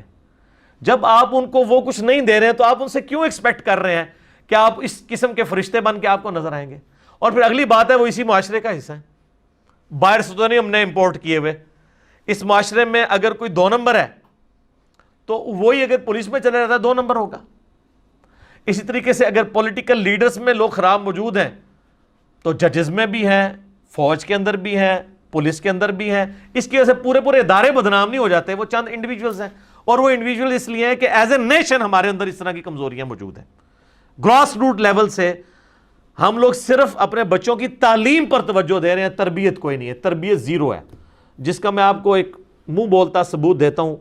آپ اپنے گھروں میں معاشرے میں آبزرو کر سکتے ہیں کہ آپ کا جو بچہ بالکل اسٹریٹ فارورڈ ہونا, لوگ کہتے ہیں یار یہ بالکل پولا ہے ہمارا بچہ, اس کو کچھ پتہ نہیں ہے. اور جو چلاکی ہوشیاری کر کے کوئی 2 نمبر طریقے اڈاپٹ کرتا ہو, کہتے ہیں یار یہ بچہ ہے, اے تیرا منڈا صحیح نکلا ہے بچوں. جو بچہ اپنے باپ کو یہ کہے کہ ٹریفک سگنل پہ رکنا ہے, اس کو کہتے ہیں یہ تو بالکل سیدھا جائے رک رہا ہے. اور جو کہتے ہیں نا ابا جی کوئی نہیں رش کوئی نہیں کٹ کھڑو, کہتے ہیں یار منڈا تیز ہے. یہ ہمارا معیار ہے جناب. تو پھر اس قسم کے لوگ جب پولیس میں جائیں گے, فوج میں جائیں گے, عدلیہ میں, پھر وہ اس قسم کے ہی بن کے نکلیں گے نا جو بچپن سے آپ نے تربیت کی ہے. لیکن سر آپ گوروں میں دیکھیں نا، پھر یہ کہتے ہیں گوروں کی تعریف کرتے ہیں، سر ان میں اکثر آپ کو بالکل سیدھے بالکل لوگ نظر آئیں گے، بالکل سیدھے سادھے. سر جن ملکوں کے اندر کنڈکٹر ہی نہ ہو بسوں میں کرایہ لینے کے لیے، لوگ اپنا کرایہ خود ایمانداری سے ڈالتے ہوں، ان کے ساتھ ہم اپنا کمپیریزن کیا کروائیں؟ جنت میں پھر بھی آپ نہیں جانا ہے، ٹھیک ہے نا. تو میں اس واقعے میں جو کچھ ہمارے اس مذہبی طبقے کی طرف سے ہوا اس کو کنڈیم کرتا ہوں. پولیس آفیسر کے ساتھ ہم ہمدردی کا اظہار کرتے ہیں، پلس یہ کہ میں تھوڑا ریلیجس طبقے سے بات کروں. یہ جمعہ اس وقت کرونا کی وجہ سے ہمارے لیے تھوڑی سی آزمائش بن گیا ہے، اور لوگ ہمیں حدیثیں سنا رہے ہیں کہ جی وہ 3 جمعے جس نے چھوڑ دیے تو یہ ہو جائے گا. اور یہ وہ لوگ کہہ رہے ہیں جو جمعہ تو نہیں چھوڑتے اور نماز پڑھتے بھی کوئی نہیں، جمعے کے علاوہ کوئی پڑھی نہیں، جمعہ کبھی چھوڑا نہیں. تو ان کو بتائیں کہ صحیح مسلم میں انٹرنیشنل نمبر کے مطابق 246 نمبر حدیث ہے، بندے کے شرک اور اسلام، کفر اور اسلام، شرک اور ایمان کے درمیان فرق نماز ہے. نماز چھوڑنے والا پاکستان کے شناختی کارڈ میں مسلمان ہے، اللہ کے ہاں وہ کافر ہے عملاً. اور یہ صرف جمعے کی نماز نہیں، عام نماز. تو جمعے کو لوگوں نے اپنے سر پہ سوار کیا، حالانکہ جمعے کا تعلق جس چیز کے ساتھ تھا نا وہ تھی تذکیر، نصیحت. جمعے والے دن آپ نے لوگوں کو نصیحت کرنی ہے، آخرت کی جواب دہی کا سنانا ہے، ڈر. اسی لیے آپ دیکھتے ہیں کہ ویسے جمعے کی نماز کے بعد ہم پڑھتے ہیں ظہر، وہ 4 رکعتیں ہوتی ہیں، لیکن جمعے والے دن اللہ نے 2 رکعتیں کم کر دی ہیں. کیوں؟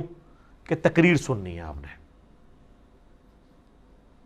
صحیح بخاری مسلم میں حدیث ہے، جو سب سے پہلے پہر میں آ جاتا ہے اسے اونٹ نہر کرنے کا ثواب ملتا ہے مسجد کے اندر، جو اس کے بعد آتا ہے اسے گائے ذبح کرنے کا، جو اس کے بعد آتا ہے اسے بکری یا بھیڑ، جو اس کے بعد آتا ہے اسے مرغی صدقہ کرنے کا، اور جو بالکل اینڈ پہ آتا ہے نا اسے انڈا صدقہ کرنے کا ثواب ملتا ہے.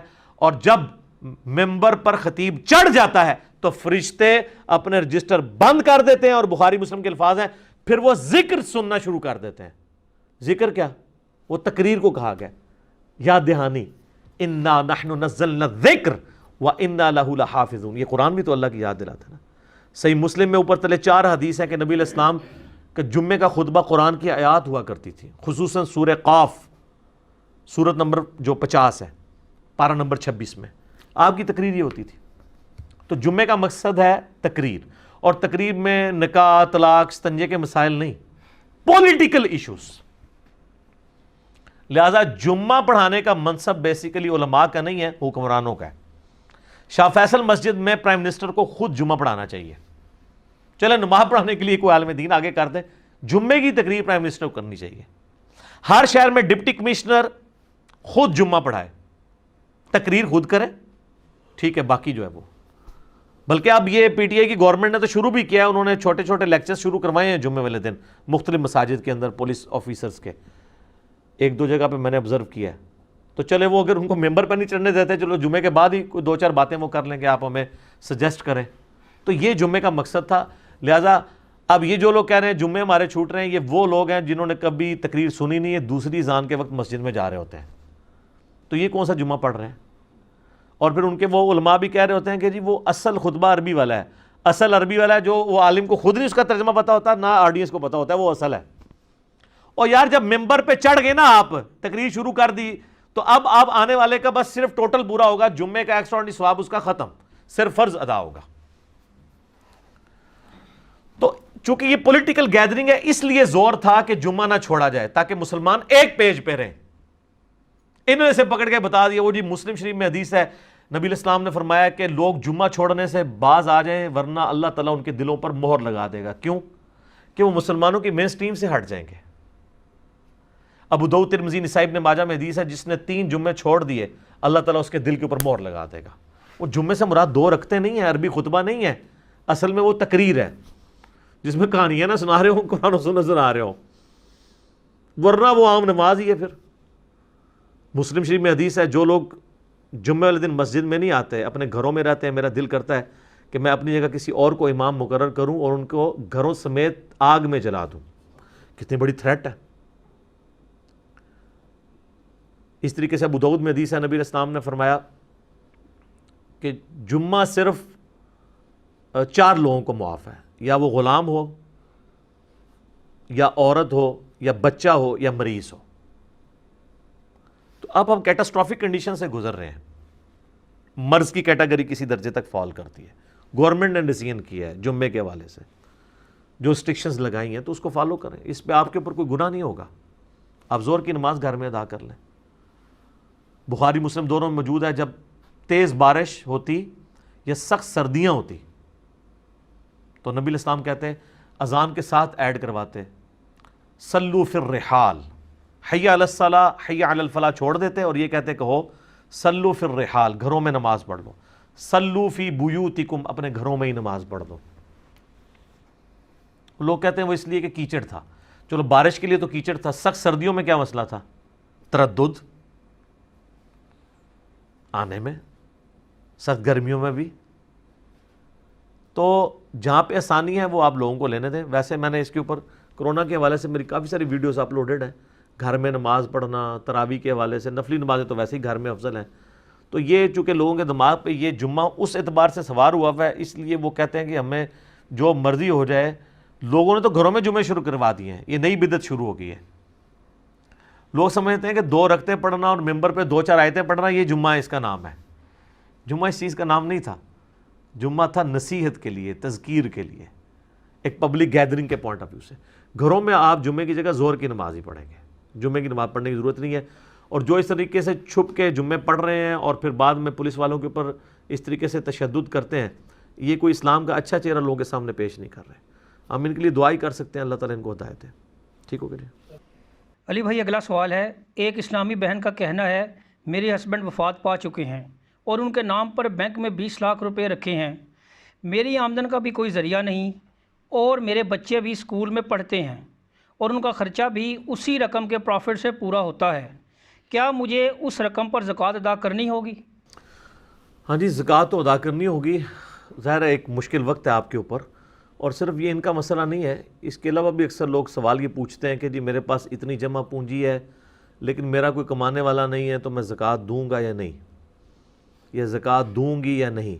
تو یہ یاد رکھیے کہ یہ اسلام نے صرف اجازت دی ہے آپ کو کہ آپ ایکسٹرا کمائی کر کے اس کی زکوٰۃ ادا کر لیں. ادروائز جو اصل تو یہ ہے کہ آپ کے پاس جو سونا جمع ہے نا، اس سونے کو توڑوا کے اس میں سے زکوٰۃ دینی ہوتی ہے. کیونکہ اسلام اس چیز کو ڈسکریج کرتا ہے کہ کوئی شخص جو ہے وہ 85 گرام آف گولڈ یا اس کے ایکویلنٹ رقم سے زیادہ جوڑے. اگر وہ جوڑے گا تو ہر لیونر ایئر میں اس کو اس کا 40واں حصہ، جس کو آپ 2.5% کہتے ہیں، وہ نکالنا ہوگا. 7.5 تولے سونا بنتا ہے آلموسٹ، یا اس کی مالیت. اور اس میں نصاب بھی جو ہے وہ سونے کا ہوگا، چاندی کا نہیں. کیونکہ اس وقت جو ہمارا کرنسی نوٹ ہے وہ گولڈ کے ایکویلنٹ شمار کیا جاتا ہے. چاندی تو ایبسلیٹ ہو چکی ہے. اس وقت آلموسٹ اگر گولڈ کی قیمت 95 کے اراؤنڈ اباؤٹ ہے تو 7.5 تولے سونے کی آپ قیمت نکال لیں. جب اتنی جمع پونجی بن جائے گی تو ظاہر ہے ان کی وہ کتنی لکھی ہے 20 لاکھ، تو یہ اس کے اندر آتی ہے. تو 20 لاکھ کو 40 پہ ڈیوائڈ کریں، جتنی رقم آئے گی وہ انہوں نے زکوٰۃ دینی ہوگی. اسی 20 لاکھ میں سے دیں. اب اگر انہوں نے بینک میں یہ پیسے فکس کروائے ہوئے ہیں پھر ان کے لیے پرابلم ہوتی ہے نکلوانا بھی اس کو. بینک کا سود تو حرام ہے. اگر اسلامک بینکنگ میں کہیں انویسٹمنٹ کی ہوئی ہے منی اگینسٹ گڈس تو اس کا جواز موجود ہے. تو تب بھی پھر وہ ان کے ساتھ کینسل کر کے کوئی اور اس کا راستہ نکالیں. اس طرح کا زکوٰۃ تو بہرحال دینی ہوگی. پلس یہ ہے کہ اگر ان کے خاوند ابھی فوت ہوئے ہیں اور وہ 20 لاکھ ترکہ چھوڑ کے فوت ہوئے ہیں تو 20 لاکھ کی 20 لاکھ کی مالک یہ نہیں ہوں گی بلکہ وہ تقسیم ہونا ہوگا ترکے میں. اگر ان کے ساس سسر زندہ ہیں تو دونوں کو 1/6 ملے گا، ان کو 1/8 ملے گا. اور اگر ان کی اولاد نرینہ نہیں ہے تو پھر خاوند کے بہن بھائیوں تک بھی حصہ جائے گا. اگر اولاد نرینہ ہے یعنی کوئی میل بچہ ہے تو پھر اولاد تک جائے گا، اور اگر بچے چھوٹے ہیں تو ظاہر ہے کہ پھر یہی مالک ہیں ان کی نگہداشت کے طور پہ. تو اس کو اس طریقے سے لے کے چلیں. زکوٰۃ کے جدید اور قدیم 70 احکام و مسائل کے اوپر میں نے مسئلہ نمبر 95B ریکارڈ کروایا ہے. وہ آپ دیکھ لیں تو آپ کو یہ سارے انشاءاللہ تعالی معاملات کلیئر ہو جائیں گے. زکوٰۃ بہرحال دینی ہوگی. اور کرٹسی کے اندر عموماً ہمارے جو مرد حضرات ہیں وہ اپنی بیویوں کے سونے کی زکوٰۃ دے رہے ہوتے ہیں. اصولاً بیویوں کو زکوٰۃ دینی ہوتی ہے. وہ کہتی ہیں ہم تو کماتی نہیں ہیں.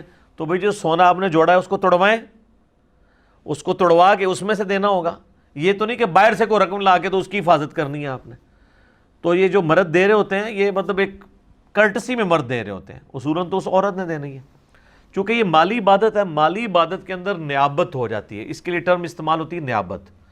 مالی عبادت کسی دوسرے کی طرف سے ادا ہو سکتی ہے, بدنی عبادت ادا نہیں ہو سکتی سوائے حج یا عمرے کے. وہ ایک ایسی بدنی بھی اور مالی عبادت ہے جو آپ دوسرے کی طرف سے حج بدل کر سکتے ہیں. اس کے علاوہ جتنی چیزیں ہیں وہ آپ دوسرے کی طرف سے نہیں کر سکتے کہ میں آپ کے حصے کی نمازیں پڑھ لوں, نہیں, کیونکہ بدنی عبادت ہے. البتہ ایک چیز ہے کہ صحیح بخاری مسلم میں آتا ہے کہ اگر تمہارے ماں باپ کے روزے کوئی منت کے رہتے ہوں تو قریبی رشتہ دار اس کو یعنی بیٹا یا بیٹی رکھیں, پورا کریں. یہ بدنی عبادت اس درجے تک الاؤ ہے. ورنہ ہر شخص نے اپنی نماز خود پڑھنی ہے, اپنا روزہ خود رکھنا ہے, کسی دوسرے کی طرف سے ادا نہیں ہو سکتا. یہ لوگوں نے خود ہی کہانیاں بنائی ہوئی ہیں. بلکہ میں نے جو مسلم شریف کا مقدمہ آپ کو پڑھ کے سنایا تھا اس میں امام مسلم نے ایک روایت یہ بھی نقل کی ہے کہ کس طریقے سے جعلی روایتیں پبلک میں عام ہیں کہ جب تم نماز پڑھنے لگو تو اپنے ماں باپ کے لیے بھی ایک نماز پڑھ لیا کرو. تو عبداللہ بن مبارک کہتے ہیں یہ حدیث کس نے بیان کی؟ تو وہ کہتا ہے یہ اس شخص نے بیان کی. تو ان کا وہ تو سکہ ہے. ان کا اس نے کس سے بیان کی؟ اس نے کہا اس سے بیان کی. تو عبداللہ بن مبارک نے کہا وہ بھی سکہ ہے. ان کا اس نے کس سے بیان کی؟ تو اس نے کہا اس نے نبی علیہ السلام سے بیان کی. تو ان کا نبی علیہ السلام کے درمیان اتنا بڑا جنگل ہے کہ اونٹوں کی گردنیں تھک جائیں گی اس فاصلے کو طے کرنے کے لیے, یعنی کئی دہائیوں کا فاصلہ ہے. تو یہ سند مکمل نہیں ہے, حالانکہ راوی سکہ تھا. سکہ راوی بھی اگر کہ رسول اللہ نے فرمایا اور سند بیان نہ کرے مردود ہے. ایون امام مسلم نے مقدمے میں لکھا ہے کہ تابعی کہہ دینا کہ رسول اللہ نے فرمایا, ریجیکٹڈ, جب تک وہ صحابی کے ساتھ سند بیان نہیں کرے گا, کیونکہ اس کی نبی علیہ السلام سے ملاقات ہی ثابت نہیں. تو اب یہ جو بزرگ بابے کہہ رہے ہیں کہ نبی علیہ السلام نے فرمایا اور کہیں لکھا ہی نہیں ہوا, اپنے اعتبار سے ہی بیان کر رہے ہیں, اس کی تو کوئی حیثیت ہی نہیں ہے. تو دین کا علم حاصل کریں. یہ جو شریعت کے معاملات ہیں ان کو بڑا کیئرفلی لے کے چلنا ہوتا ہے. زکوٰۃ چونکہ اسلام کے بنیادی احکامات میں سے ہے, بخاری مسلم میں حدیث ہے اسلام کی بنیاد 5 چیزوں پہ ہے. ان میں پہلا کلمہ ہے لا الہ الا اللہ محمد رسول اللہ, اس کے بعد نماز کو قائم کرنا, زکوٰۃ دینا, استطاعت ہو تو اللہ کی راہ میں حج کرنا اور رمضان کے روزے رکھنا. تو انہوں نے زکوٰۃ ادا کرنی ہوگی اس کی. ٹھیک ہو گیا, جزاکم اللہ خیر.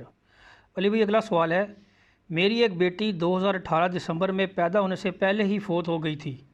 ہم نے نہ تو اس کا جنازہ پڑھا اور نہ ہی غسل دیا, لیکن آج علی بھائی کا کلپ دیکھا تو غلطی کا احساس ہوا. ایسی صورتحال میں مجھے اپنی اس غلطی کا ازالہ کیسے کرنا ہوگا؟ پلیز رہنمائی فرما دیں. پہلے تو اللہ کی طرف رجوع لائیں اور پھر اللہ کا شکر ادا کریں کہ آپ کو مرنے سے پہلے یہ پتہ چل گیا ہے کہ جو آپ کو دین آپ کے بزرگوں نے سکھایا تھا وہ اس دین سے بالکل مختلف ہے جو دین کتابوں کے اندر ہے. جو ہم عرض کرتے ہیں کہ مرنے سے پہلے اے مسلمان کر لے اس پہ غور, کتابوں کا خدا اور ہے, بابوں کا خدا اور. ویسے اس کا ایک نیا ورژن بھی آیا ہے, کہنے کو تو دین سب کا اسلام ہے لیکن کتابوں کا جہاں اور ہے, بابوں کا جہاں اور. کہتے تو دونوں اپنے آپ کو مسلمان ہیں لیکن اس کا ایک وکھرا جہاں ہوتا ہے نا, بالکل وکھرا جہاں ہوتا ہے, اس کا اپنا ہی ایک جہاں ہوتا ہے.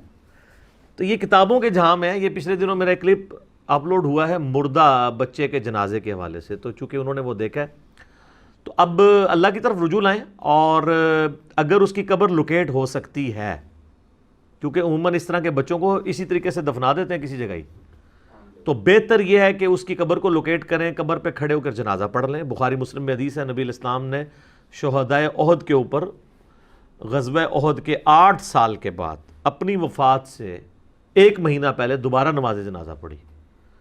اس طریقے سے بخاری مسلم میں حدیث ہے ایک حبشی عورت تھی جو مسجد نبوی کی صفائی کیا کرتی تھی, مر گئی. صحابہ کرام نے بتایا بھی نہیں حضور کو, خود ہی جنازہ پڑھ کے دفنا دیا. 3-4 دن بعد نبی علیہ السلام نے پوچھا وہ عورت نہیں نظر آ رہی, تو لوگوں نے بتایا تو فوت ہو گئی ہے. تو آپ فرمایا تم نے مجھے نہیں بتایا, میں بھی اس کا جنازہ پڑھتا, تو مجھے اس کی قبر پہ لے چلو. نبی علیہ السلام قبر پہ گئے, جنازہ پڑھا. اس کا طریقہ یہ ہوگا کہ آپ قبر پہ, اب یہ قبر ایسے بنی ہے نا, اس طرف چہرہ ہے اور قبلے کے رخ کی طرف ہے, تو آپ اس کی پیٹھ والی سائڈ پہ آ کے کھڑے ہوں گے تاکہ آپ بھی قبلہ رخ ہوں. اور پھر آپ یعنی وہ قبر کو سامنے سجدہ نہیں کر رہے ہوں گے، اللہ کے لیے نماز پڑھ رہے ہوں گے، لیکن چونکہ میت کو سامنے رکھا جاتا ہے لہٰذا قبر کو بھی سامنے رکھ کے نماز جنازہ پڑھیں گے۔ نبی علیہ السلام نے پڑھی اور پھر آپ واپس لوٹتے ہوئے آپ نے فرمایا یہ قبریں اندھیروں میں ڈوبی ہوئی تھیں، اللہ نے میرے جنازہ پڑھنے کی برکت سے انہیں نور سے بھر دیا، نبی علیہ السلام کی دعا کی برکت۔ اللہ تعالیٰ ہمیں بھی ان دعاؤں کا حصہ نصیب فرمائے، آمین ثم آمین۔ تو یہ بھی اس بات کا ثبوت ہے آپ قبر پہ پڑھ سکتے ہیں۔ اگر قبر لوکیٹ نہیں ہو رہی تو پھر آپ غائبانہ نماز جنازہ پڑھ لیں۔ غائبانہ نماز جنازہ جو اہل حدیث نے جس طریقے سے اس کو بہت زیادہ پروموٹ کیا ہے نا، یہ اس طرح نہیں تھا، بلکہ پروموٹ کیا ہے، کوئی امیر مر جاتا ہے اس کا غائبانہ نماز جنازہ پڑھا دیتے ہیں، کوئی غریب مر جائے تو اس کے لیے دعا کروا دیتے ہیں۔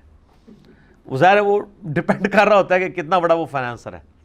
غائبانہ نماز جنازہ اس طریقے سے صحابہ کرام میں نبی علیہ السلام کی مبارک زندگی میں کوئی رائج نہیں تھا۔ صرف ایک واقعہ ملتا ہے صحیح بخاری مسلم میں کہ نبی علیہ السلام نے نجاشی کی جب خبر آپ کو ملی، اور یہ نجاشی وہ نہیں تھا جس نے صحابہ کرام کو پناہ دی تھی، اس کے بعد جو نجاشی بنا تھا وہ مسلمان تھا، اور وہ مسلمان تھا ظاہر ہے وہ اب وہاں پہ اپنا ایک انڈیپینڈنٹ بیچارہ ایک مسلمان تھا، کوئی کمیونٹی نہیں تھی، اس کا کوئی جنازہ پڑھنے والا نہیں تھا۔ نبی علیہ السلام تک خبر پہنچی تو صحابہ کرام کہتے ہیں نبی علیہ السلام جنازہ گاہ کی طرف گئے، مسجد میں نہیں جنازہ گاہ میں آپ نے 4 تکبیریں کہہ کے اس کا نماز جنازہ پڑھا۔ اور اس سے یہ بات پتہ چلی کہ مسجد میں نماز جنازہ پڑھنا ضروری نہیں، آپ جنازہ گاہ میں بھی پڑھ سکتے ہیں۔ اور مسلم شریف میں حدیث ہے کہ سعد ابن ابی وقاص جب فوت ہوئے تو سیدہ عائشہ نے کہا کہ سعد کا جنازہ لا کے رکھو حجرے کے باہر، تو صحابہ ریلیکٹنٹ ہوئے مسجد میں جنازہ پڑھنے سے، تو انہوں نے کہا نبی علیہ السلام تو مسجد میں بھی پڑھ لیا کرتے تھے، تو اس سے ثابت ہوا مسجد میں بھی جنازہ ہو جاتا ہے۔ افضل ویسے یہی ہے کہ جنازہ گاہ میں ہو، مسجد میں بھی جائز ہے۔ حرمین میں آپ دیکھ لیں ہر نماز کے ساتھ جنازے اٹھ رہے ہوتے ہیں، فرض نماز کے بعد وہ تھوڑا سا اذکار کا ٹائم دیتے ہیں اور ساتھ بھی اناؤنسمنٹ کرتے ہیں کہ 7-8 جنازے تو ایوریج ہر نماز کے وقت ہوتے ہیں، کیونکہ حرمین کے ارد گرد جتنے لوگ ہیں ان کی خواہش ہوتی ہے کہ وہاں جنازہ پڑھایا جائے۔ تو ایک دل کی تسلی کے لیے تو خیال اچھا ہے، باقی تو اپنے اعمال کے مطابق انسان اٹھایا جائے گا۔ تو اگر قبر لوکیٹ نہیں ہو رہی تو آپ غائبانہ نماز جنازہ پڑھ لیں، اور غائبانہ نماز جنازہ آپ گھر میں بھی پڑھ سکتے ہیں، مسجد میں بھی، کسی جگہ، وہ تو آپ نے قبلہ رخ کھڑے ہونا ہے، اور اس کے لیے میت کا سامنے ہونا ضروری نہیں ہے۔ نبی علیہ السلام نے نجاشی کا پڑھا، صحیح مسلم میں آتا ہے آپ علیہ السلام نے ایک جنازے پہ 5 تکبیرات بھی پڑھی ہیں۔ اس میں پھر یہ ہوگا کہ پہلی تکبیر کے بعد سورہ فاتحہ ہوگا اور ساتھ ایک سورت، دوسری تکبیر کے بعد درود شریف، تیسری کے بعد دعا، اور چوتھی کے بعد سلام، اور اگر 5 تکبیریں کہنی ہیں تو چوتھی کے بعد پھر دعا، کوئی اور دعا پڑھ لیں۔ مسلم شریف میں کئی ہیں، ایک تو مشہور حدیث ہے ابو داؤد ترمذی ابن ماجہ میں، اللہم اغفر لحینا و میتنا و شاہدنا، یہ والی دعا پڑھ لیں۔ یہ یاد نہیں ربنا آتنا فی الدنیا پڑھ لیں، یہ بھی نہیں آتی رب اجعلنی پڑھ لیں، کوئی سی معصورہ دعا پڑھ لیں۔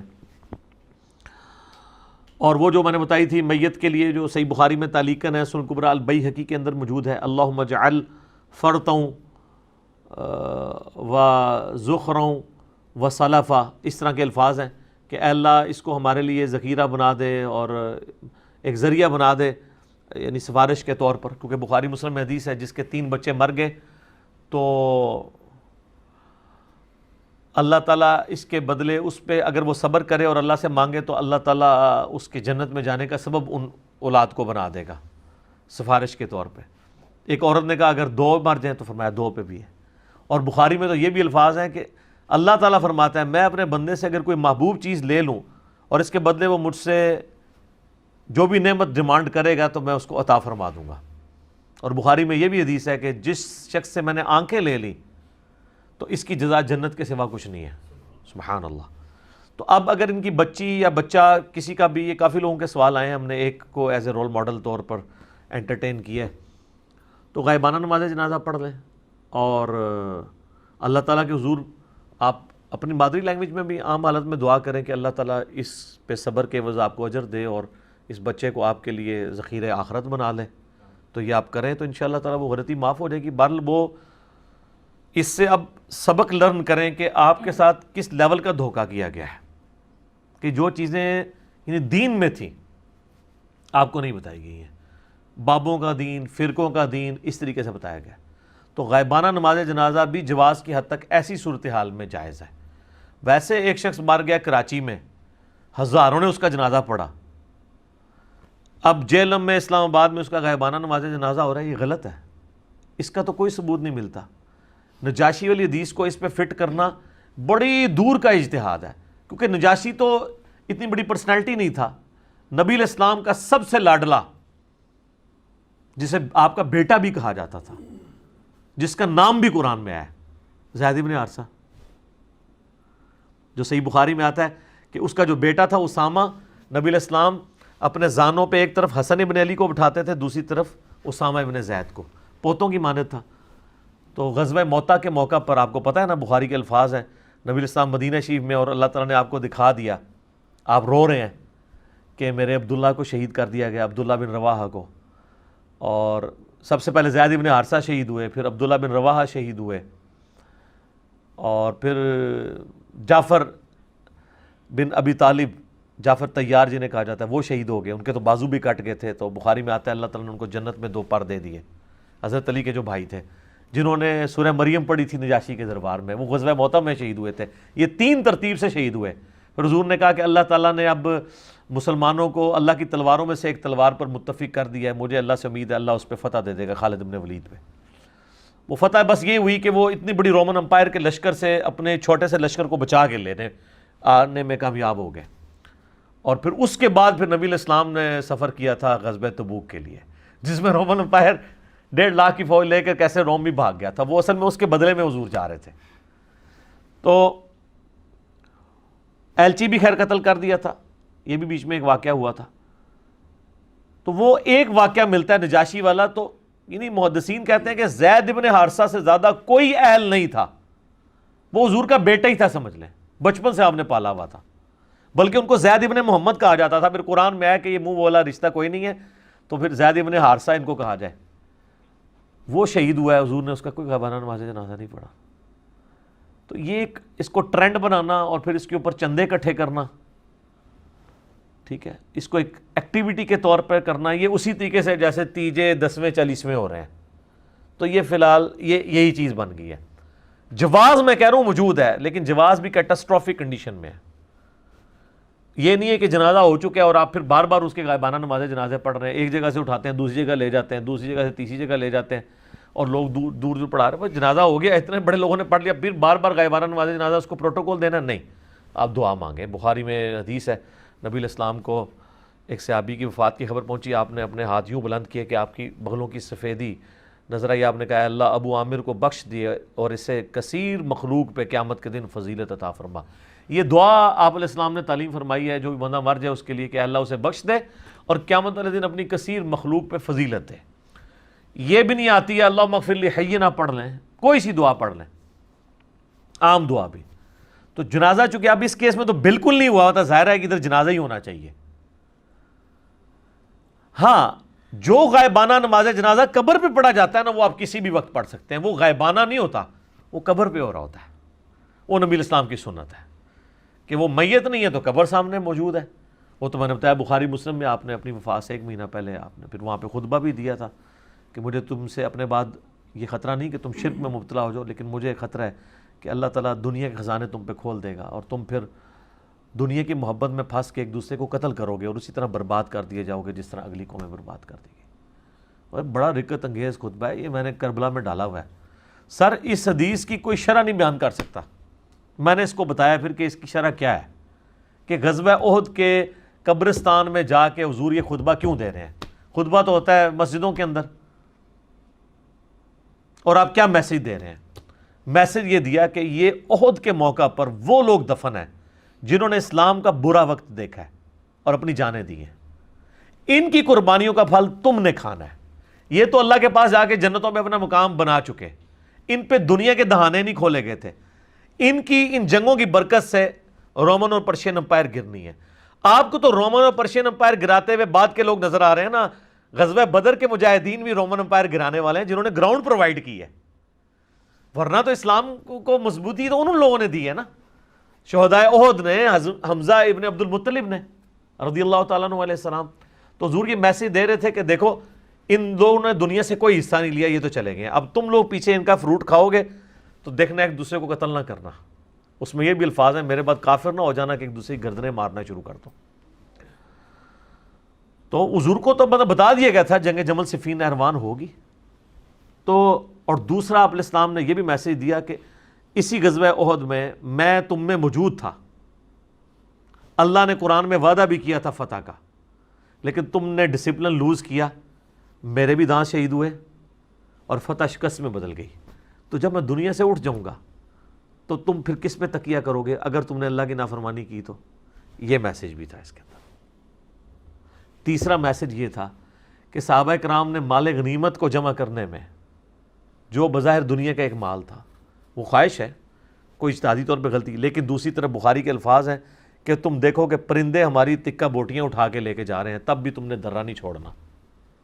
پھر بھی 50 میں سے 35 نے درہ چھوڑ دیا۔ تو خالد بن ولید جو کافروں کی طرف سے آئے تھے پیچھے سے حملہ کر کے، نبی الاسلام کے بھی دانت شہید ہوئے، فتح جو ہے شکست میں بدل گئی، 70 کے قریب صحابہ شہید ہو گئے، مدینے میں کوئی گھر نہیں تھا جس میں کوئی میت نہ ہو، اور مسلمانوں کا بڑا کانفیڈنس بھی لوز ہوا، کہاں بدر کی کامیابی اور کہاں احد کی ناکامی، ٹھیک ہے، بل وہ ایک ہی ناکامی ہوئی ہے، اس کے بعد پھر مسلمانوں نے اپنا ڈسپلن نہیں لوز کیا، ٹھیک ہے نا، جیسے وہ کہتے ہیں پول کا میچ ہار گئے، پھر ورلڈ کپ بھی جیتا ہے انہوں نے۔ یہ واقعات انسان کو لرن کرواتے ہیں، آپ ہمیشہ پازیٹیو چیزیں اس سے لرن کرتے ہیں کہ اچھا یار یہ تھوڑا سا مس ہینڈلنگ ہوئی، آپ اپنے آپ کو امپروو کریں، کچھ بھی نہیں بگڑا ہوا۔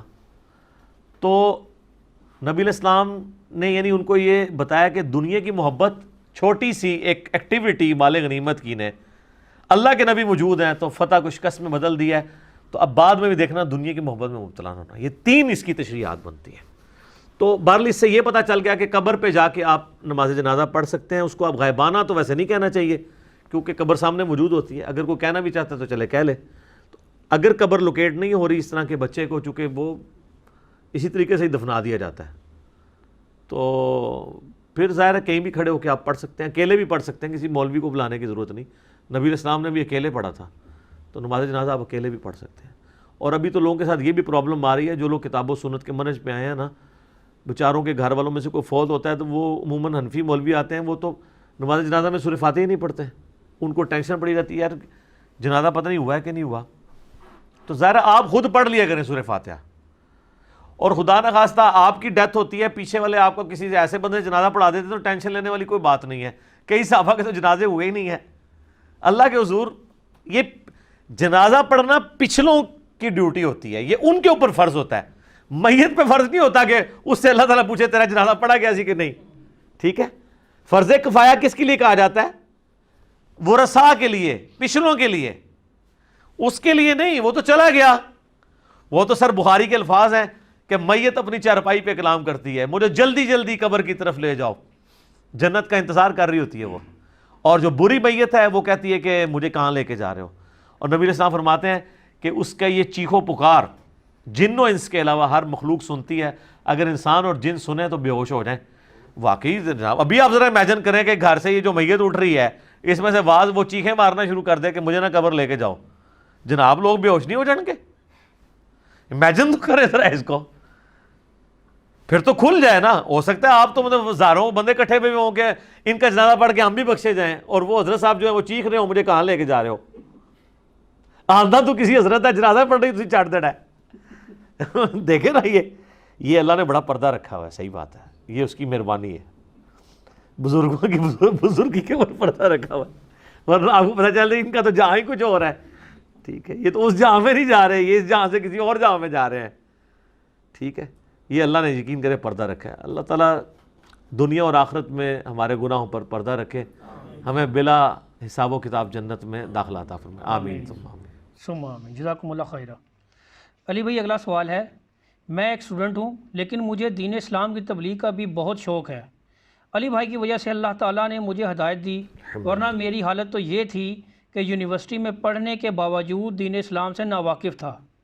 اب مجھے احساس ہوا ہے اور میں نے علی بھائی کی ویڈیوز کا ایک نیو چینل بنایا ہے، پلیز اس چینل کو پروموٹ کر دیں، چینل کا لنک بھی سینڈ کر رہا ہوں۔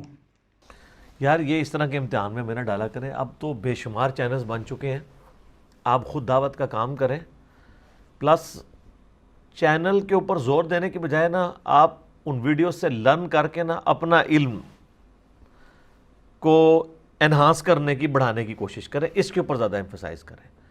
اب میں دیکھ رہا ہوں کچھ ایسے چینلز ہیں انہوں نے من ون ہمارے آفیشیل چینل کی ویڈیوز ڈاؤن لوڈ کی ہیں، تھم نیل بھی وہی لگا دی ہیں، اس سے کنفیوژن ہو جاتی ہے۔ آپ نے اگر کوئی ویڈیو اپلوڈ کرنی ہے ذرا ڈیفرنٹ ٹائٹل سے اپلوڈ کریں. تھم نیل بنانا بھی 2-3 سافٹ ویئر ہیں, وہ آپ سیکھ لیں, آسان ہے اگر کسی کو شوق ہے. باقی پروموشن والا کریں گے, ایک کو کروں گا, دوسرے کو کرنا پڑ جائے گا, تیسرے کو کرنا پڑ جائے گا, چوتھے کو کرنا پڑ جائے گا, اور پھر بعض اوقات مجھے اس کا خمیازہ بھی بھگتنا پڑ جاتا ہے. ہم یعنی اپنی ویڈیوز کے اعتبار سے بھی, تھم نیلز کے پوائنٹ آف ویو سے بھی اپنے آفیشیل چینل کو یعنی آن کر رہے ہیں, جس کے تقریباً اس وقت 1,70,000 ہو چکے ہیں سبسکرائبر الحمدللہ. اور اس میں صرف اپنے بولی بھی باتوں کا پابند ہوں. اگر تھم نیل پہ کوئی تصویر غلط لگ گئی ہے یا اس کے اوپر کوئی اردو کے الفاظ کا چناؤ درست نہیں ہے, اس کے کوئی پابند نہیں ہے. نہ اس طرح کی باریکیوں میں پڑھا کریں, آپ ہائی لائٹ ضرور کریں. اگر جب اس طرح کی کوئی چیزیں ہائی لائٹ ہوتی ہیں ہم اس کو چینج کر دیتے ہیں. ابھی پچھلے دنوں ہماری ایک ویڈیو چڑھی تھی مردہ بچے کا جنازہ, تو اس میں ہم نے کسی ایک سمجھ لیں گراؤنڈ کے اندر سبزے کے اوپر ایک چھوٹا سا بچہ پڑا ہوا, وہ اس کو تھم نیل میں لگایا, اور وہ بیسیکلی میسج یہ دینا تھا کہ لوگ اسی طریقے سے بچوں کو پھینک دیتے ہیں. آپ اگر کہیں دفنا کے بھی چلے جاتے ہیں تو کتے بلے نکال لیں گے, کیونکہ آپ نے پروٹوکول سے تو اس کو دفنایا نہیں ہوا, پورے گہری قبر تو کھودی نہیں ہوئی ہے. تو وہ لوگ کہہ رہے ہیں جی اس سے یہ میسج جا رہا ہے یہ کوئی مطلب کوئی یعنی آؤٹ آف ویڈ لاک پیدا ہوا کوئی بچہ ہے جس کو کوئی ماں باپ آن نہیں کر رہے ہیں, تو اس طرح کا میسج آپ نہ دیں. حالانکہ یہ میسج دینا مقصد نہیں تھا, بتانا یہ تھا کہ آپ بھی اپنے بچے کے ساتھ بیسیکلی یہی کر رہے ہیں جب اس کو بغیر جنازے کے آپ دفنا رہے ہیں, کہ جس طرح کوئی جانور کا بچہ کہیں پہ پھینک دیا آپ نے, چاہے وہ کھود کے پھینکا ہے یا باہر پھینکا ہے. قبرستان میں نہیں دفناتے وہ, اور دفنایا بھی تو اس کی قبر نہیں کا نشان باقی نہیں رکھتے. خیر وہ جب فیڈ بیک ملی تو ہم نے اس کو چینج کروا دیا. اس طرح کی جو چیزیں آتی ہیں وہ چینج کر دیتے ہیں. تو چینل آپ ہماری طرف سے اجازت ہے, جتنے لوگ بھی چینلز بنا رہے ہیں اگر انہوں نے مونیٹائز کرنا ہے تو کوئی ویڈیو اشتہار لگانے کی اجازت نہیں ہے. اس کے سوا بھی آپ اسکروٹنگ کر کے صرف جے پی جیز والے اشتہار اگر لگاتے ہیں ہمیں کوئی اعتراض نہیں ہے اس کے اوپر. آپ لوگ دعوت کے حوالے سے اگر کرنا چاہتے ہیں اس طریقے سے کام ضرور کریں, بلکہ ہمارے علاوہ تو کوئی اجازت نہیں دیتا. آپ دیکھ لیں مولانا طارق میر صاحب حفظہ اللہ تعالیٰ کا بھی اب جب سے آفیشیل چینل بنا ہے وہ لوگوں کو الاؤ نہیں کر رہے ہیں چینل بنانے کا. ایون جو بڑے بڑے چینلز جنہوں نے ان کے اوپر اتنا کچھ لاکھوں روپے کما کے مطلب اپنے یعنی کتنے دھندے چلائے, ان سے بھی ساری ویڈیوز ڈیلیٹ کروا دی ہیں انہوں نے. بہرحال یہ ہے کہ ان سے میں نے اس وقت ریکویسٹ کی تھی کہ آپ کے چینل کے اوپر ویڈیو اشتہار چل رہے ہیں, انہوں نے اتروا دیے تھے. ان بیچاروں کو تو پتہ ہی نہیں تھا, اب پھر پچھلوں نے چلا دیا, اپنے ایک دفعہ ہی ہائی لائٹ کر سکتے تھے. تو اب اگر کوئی اس طریقے سے کر رہا ہے تو میرا خیال اسلام کی بدنامی ہوتی ہے. پہلے لوگوں کے پاس دین کے لیے ٹائم نہیں ہے, بڑی مشکل سے ٹائم نکال کے وہ ایک ویڈیو کو کلک کرتے ہیں تو سامنے ایک بے پردہ عورت جو ہے وہ ناچتی بھی آ جائے تو وہ لانتے اس وقت بھیجیں گے نا کہ یار یہ کمائی کرنے کے لیے اس نے یہ کام شروع کیا ہے, اور پھر وہ سکپ ایڈ کرنا پڑتا ہے 3-4 سیکنڈ کے بعد, تو وہ ایک کوفت ہوتی ہے. ویڈیو ہماری کوئی ایسی اپلوڈ نہ کریں جس پہ کوئی ویڈیو اشتہار ہو, جو کلک کرے اس کو ڈائریکٹلی وہ کلپ چلنا چاہیے. اور ہمارے آفیشیل چینل کی آپ کلپس کو ڈاؤن لوڈ کر کے منوان اس طریقے سے اپلوڈ نہ کیا کریں. نئے تھم نیل بنائیں, نئی ہیڈنگز بنائیں, کچھ کٹنگ کر کے نئے کلپس بنائیں, بجائے کہ اس کو منوان کریں. یہ کوئی دین کی خدمت نہیں, وہ آلریڈی چڑھا ہوا ہے.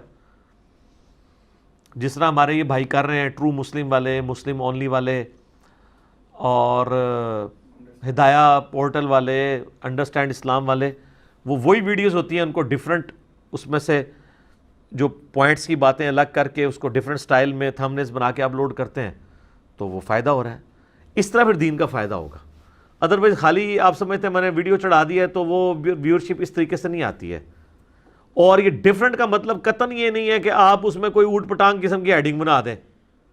پچھلے دنوں ایک بندے نے بیوقوفی کر کے نا وہ جو 3 سال پہلے جو ایک میرے ساتھ ایک سانحہ ہوا تھا وہ اس کے حوالے سے اس نے لگایا, تو وہ جناب ادھر لوگوں کے فون آنے شروع ہو گئے, شاید کوئی دوبارہ واقعہ ہو گیا, ٹھیک ہے جی, اور عجیب و غریب اس نے وہ ایڈیٹنگ کر کے تو میری تصویر لگا دی اس کے اوپر. یہ بالکل غلط ہے.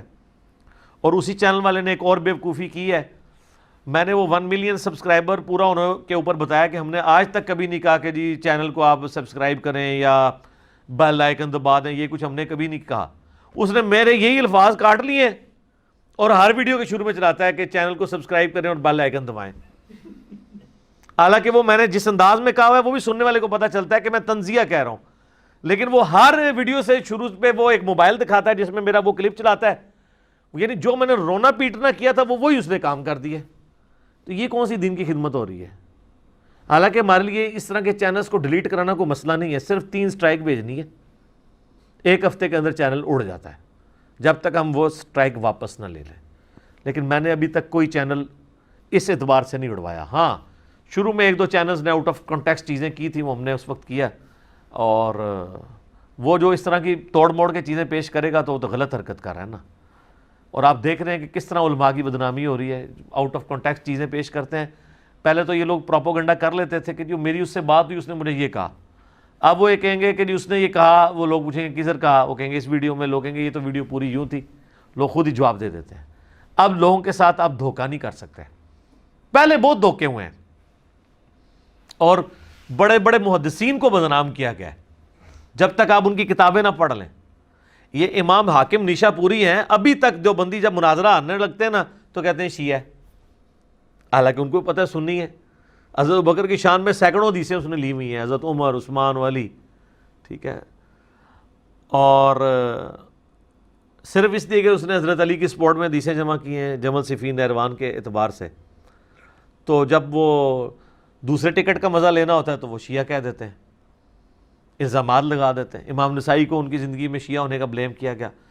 آج ہمارے پاس امام نسائی یا حاکم کی ویڈیوز ہوتی نا واللہ، تو ان کے زمانے میں جو بڑے بڑے لوگوں نے ان پہ الزامات لگائے ہیں نا، ان کے منہ پہ وہ کالک مال دی جاتی ہے. اسی لیے میں کہتا ہوں آج کے بعد جب سے ویڈیوز آنا شروع ہوئی ہیں یوٹیوب کی، نہ برا بندہ مرے گا نہ اچھا بندہ مرے گا، اپنی ویڈیوز میں وہ زندہ رہے گا. مولانا ساق صاحب کے اوپر کتنے کتنے جھوٹے الزامات انہوں نے کٹنگ کر کے علماء نے فتوے دیے. جناب جب وہ ان کے ہم اوریجنل ویڈیوز چڑھاتے ہیں لوگوں کو پتہ چل جاتا ہے یار یہ بات ہی نہیں کی تھی، تو کچھ اور بات کی تھی. اس طرح اگر آپ آؤٹ آف کنٹیکسٹ باتیں کاٹنا شروع کر دیں، یا کسی نے کوئی طنز اور مزاح کے طور پہ کوئی بات کی ہے اور آپ اس کو اس کا اوریجنل عقیدہ بنا کے پیش کرنا شروع کر دیں اور کہہ دیں کہ یہ تو گستاخی ہو گئی ہے یہ بات کرنا، تو پھر تو سر کوئی بندہ نہیں بچتا. اب قرآن میں لکھا ہے یہ ایک ایسا نبی ہے بازاروں میں چلتا ہے اور کھانا کھاتا ہے، تم تو پیروی نہیں کر رہے مگر ایسے شخص کی جس پہ جادو ہوا ہوا ہے. اب یہ اللہ نے کافروں کا نقل کیا ہے. اب کوئی اس کو کاٹے اور کہے جی یہ قرآن میں یہ لکھا ہوا ہے، تو سر پھر اگر اللہ کی کتاب اس طرح کے فتنوں سے آزاد نہیں ہو سکتی جب تک آپ آؤٹ آف کنٹیکسٹ والا وہ فرق نہ کریں، تو دنیا میں تو کوئی انسان بھی آؤٹ آف کنٹیکسٹ تو اس کے ساتھ بھی آپ کر سکتے ہیں. اگر دنیا میں کوئی کتاب تھی نا جو آؤٹ آف کنٹیکسٹ والی جو اس فتنے سے آزاد ہو سکتی، اس آزمائش سے، تو وہ اللہ کی کتاب تھی، لیکن وہ بھی کنٹیکسٹ کے ساتھ ہے. اس لیے دیکھیں کتنی موٹی کتاب ہے. میں اکثر لوگ کہتے ہیں نہیں آپ کا لیکچر جو ہے وہ ٹاپک ہوتا ہے آپ 3 منٹ میں بتا دیا کریں. 3 منٹ میں جو لوگ بتا رہے ہیں نا انہوں نے تو آپ کا بیڑا غرق کیا ہے. آج تک آپ نے ان سے پوچھا ہے کہاں لکھا ہوا ہے؟ 3 منٹ میں تو آپ کو یہی بتایا جائے گا کہ سورہ ستارہ ہے، اور وہ آتا ہے تو کرونا چلا جاتا ہے. تو وہ تو سر ہم 25 منٹ میں بتائیں گے نا کہ انہوں نے ستارے کا مطلب کیا لیا ہے اور وہ کیا تھا، کیا موسم کی وہ پیش گوئی تھی، کیا سلسلہ تھا. تو اس کے لیے پھر جب اللہ کو اپنی بات سمجھانے کے لیے یہ آلموسٹ 500 صفحوں کی کتاب چاہیے نا، اللہ تو 5 الفاظ میں بھی سمجھا سکتا ہے. کیوں؟ وصف ہی اتنے ہیں. تو آپ کے علماء نے بھی اتنے سارے چھڑولیں ماری ہوئی ہیں کہ ہمیں وہ سمیٹنے کے لیے پوری بات بتانی پڑتی ہے. تو لہٰذا یہ چینل بنانے کی اجازت ہے، لیکن ہمارے ویڈیوز کو آپ ڈسٹرب نہ کریں، اس میں سے علیحدہ سے آپ خود ویڈیوز بنائیں. اور دوسرا، آفیشیل چینل کے سوا کسی چینل کو اجازت نہیں ہے کہ وہ 100 نمبر مجلس سے اوپر والی مجالس کے کوئی کلپس بنائے. یہ اسٹرکٹلی ہم نے سب کو بتا دیا ہے.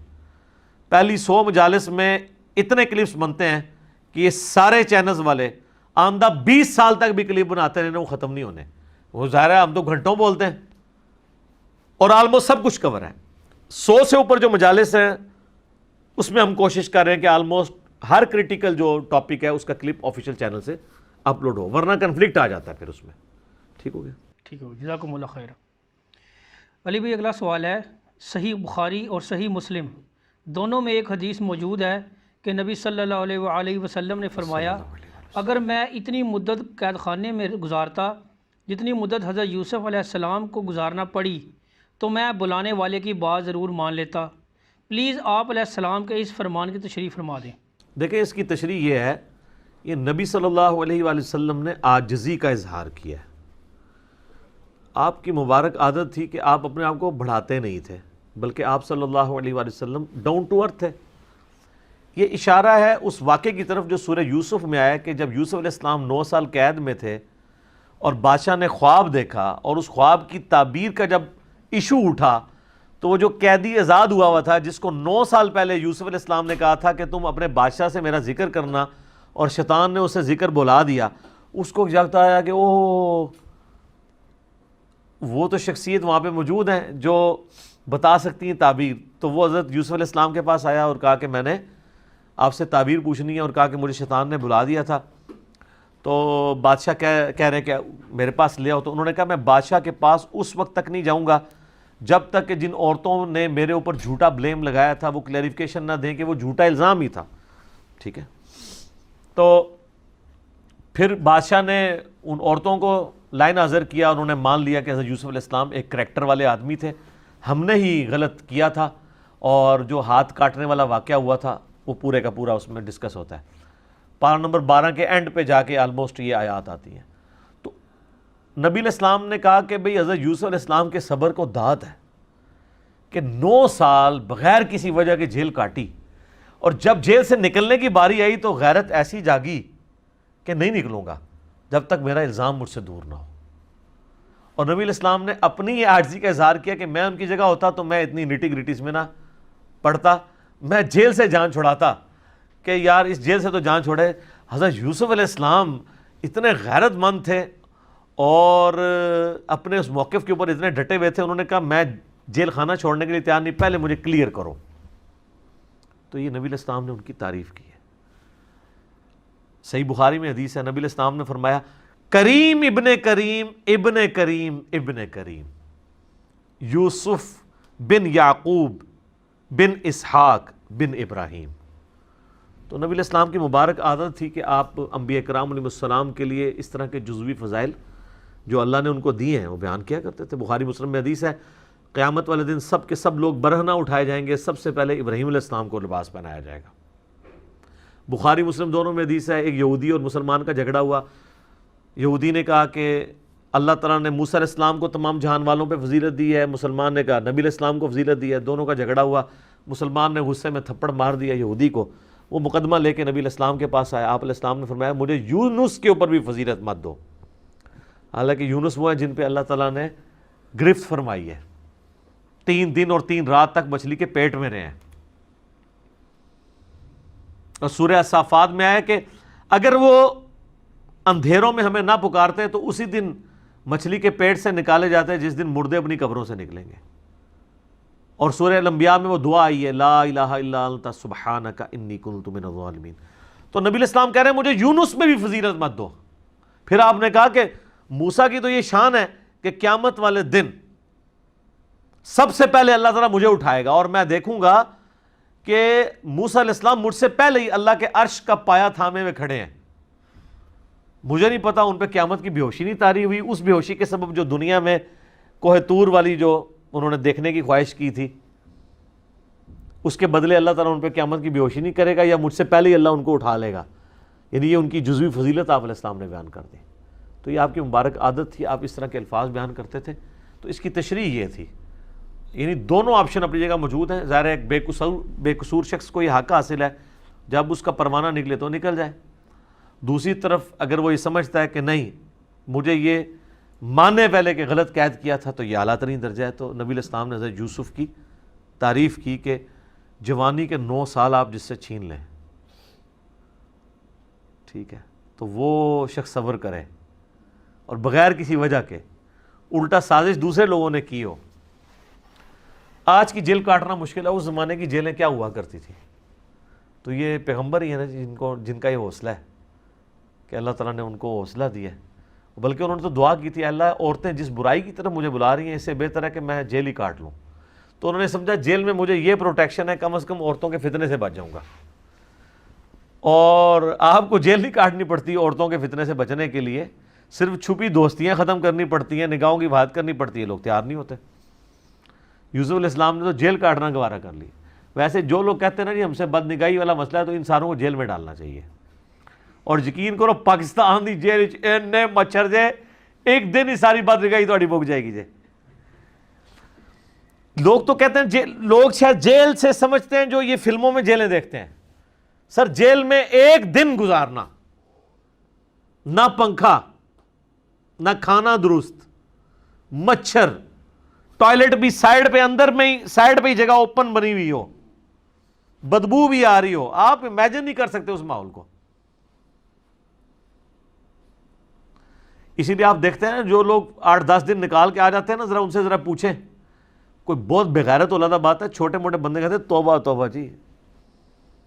وہ کئی لوگوں کے تو انٹرویوز باقاعدہ چھپے ہیں, وہ کہتے ہیں آپ کو گالی دیتا ہے نا, آپ اس کو کہ یار 2 گالاں اور دے دے, میں تیرے سے ہاتھ نہیں چکڑا, کیونکہ بعد میں جو میں نے جیل کاٹ رہی ہے تو گال نہیں اور دے لے. ٹھیک ہو گیا جی, جزاکم اللہ خیر.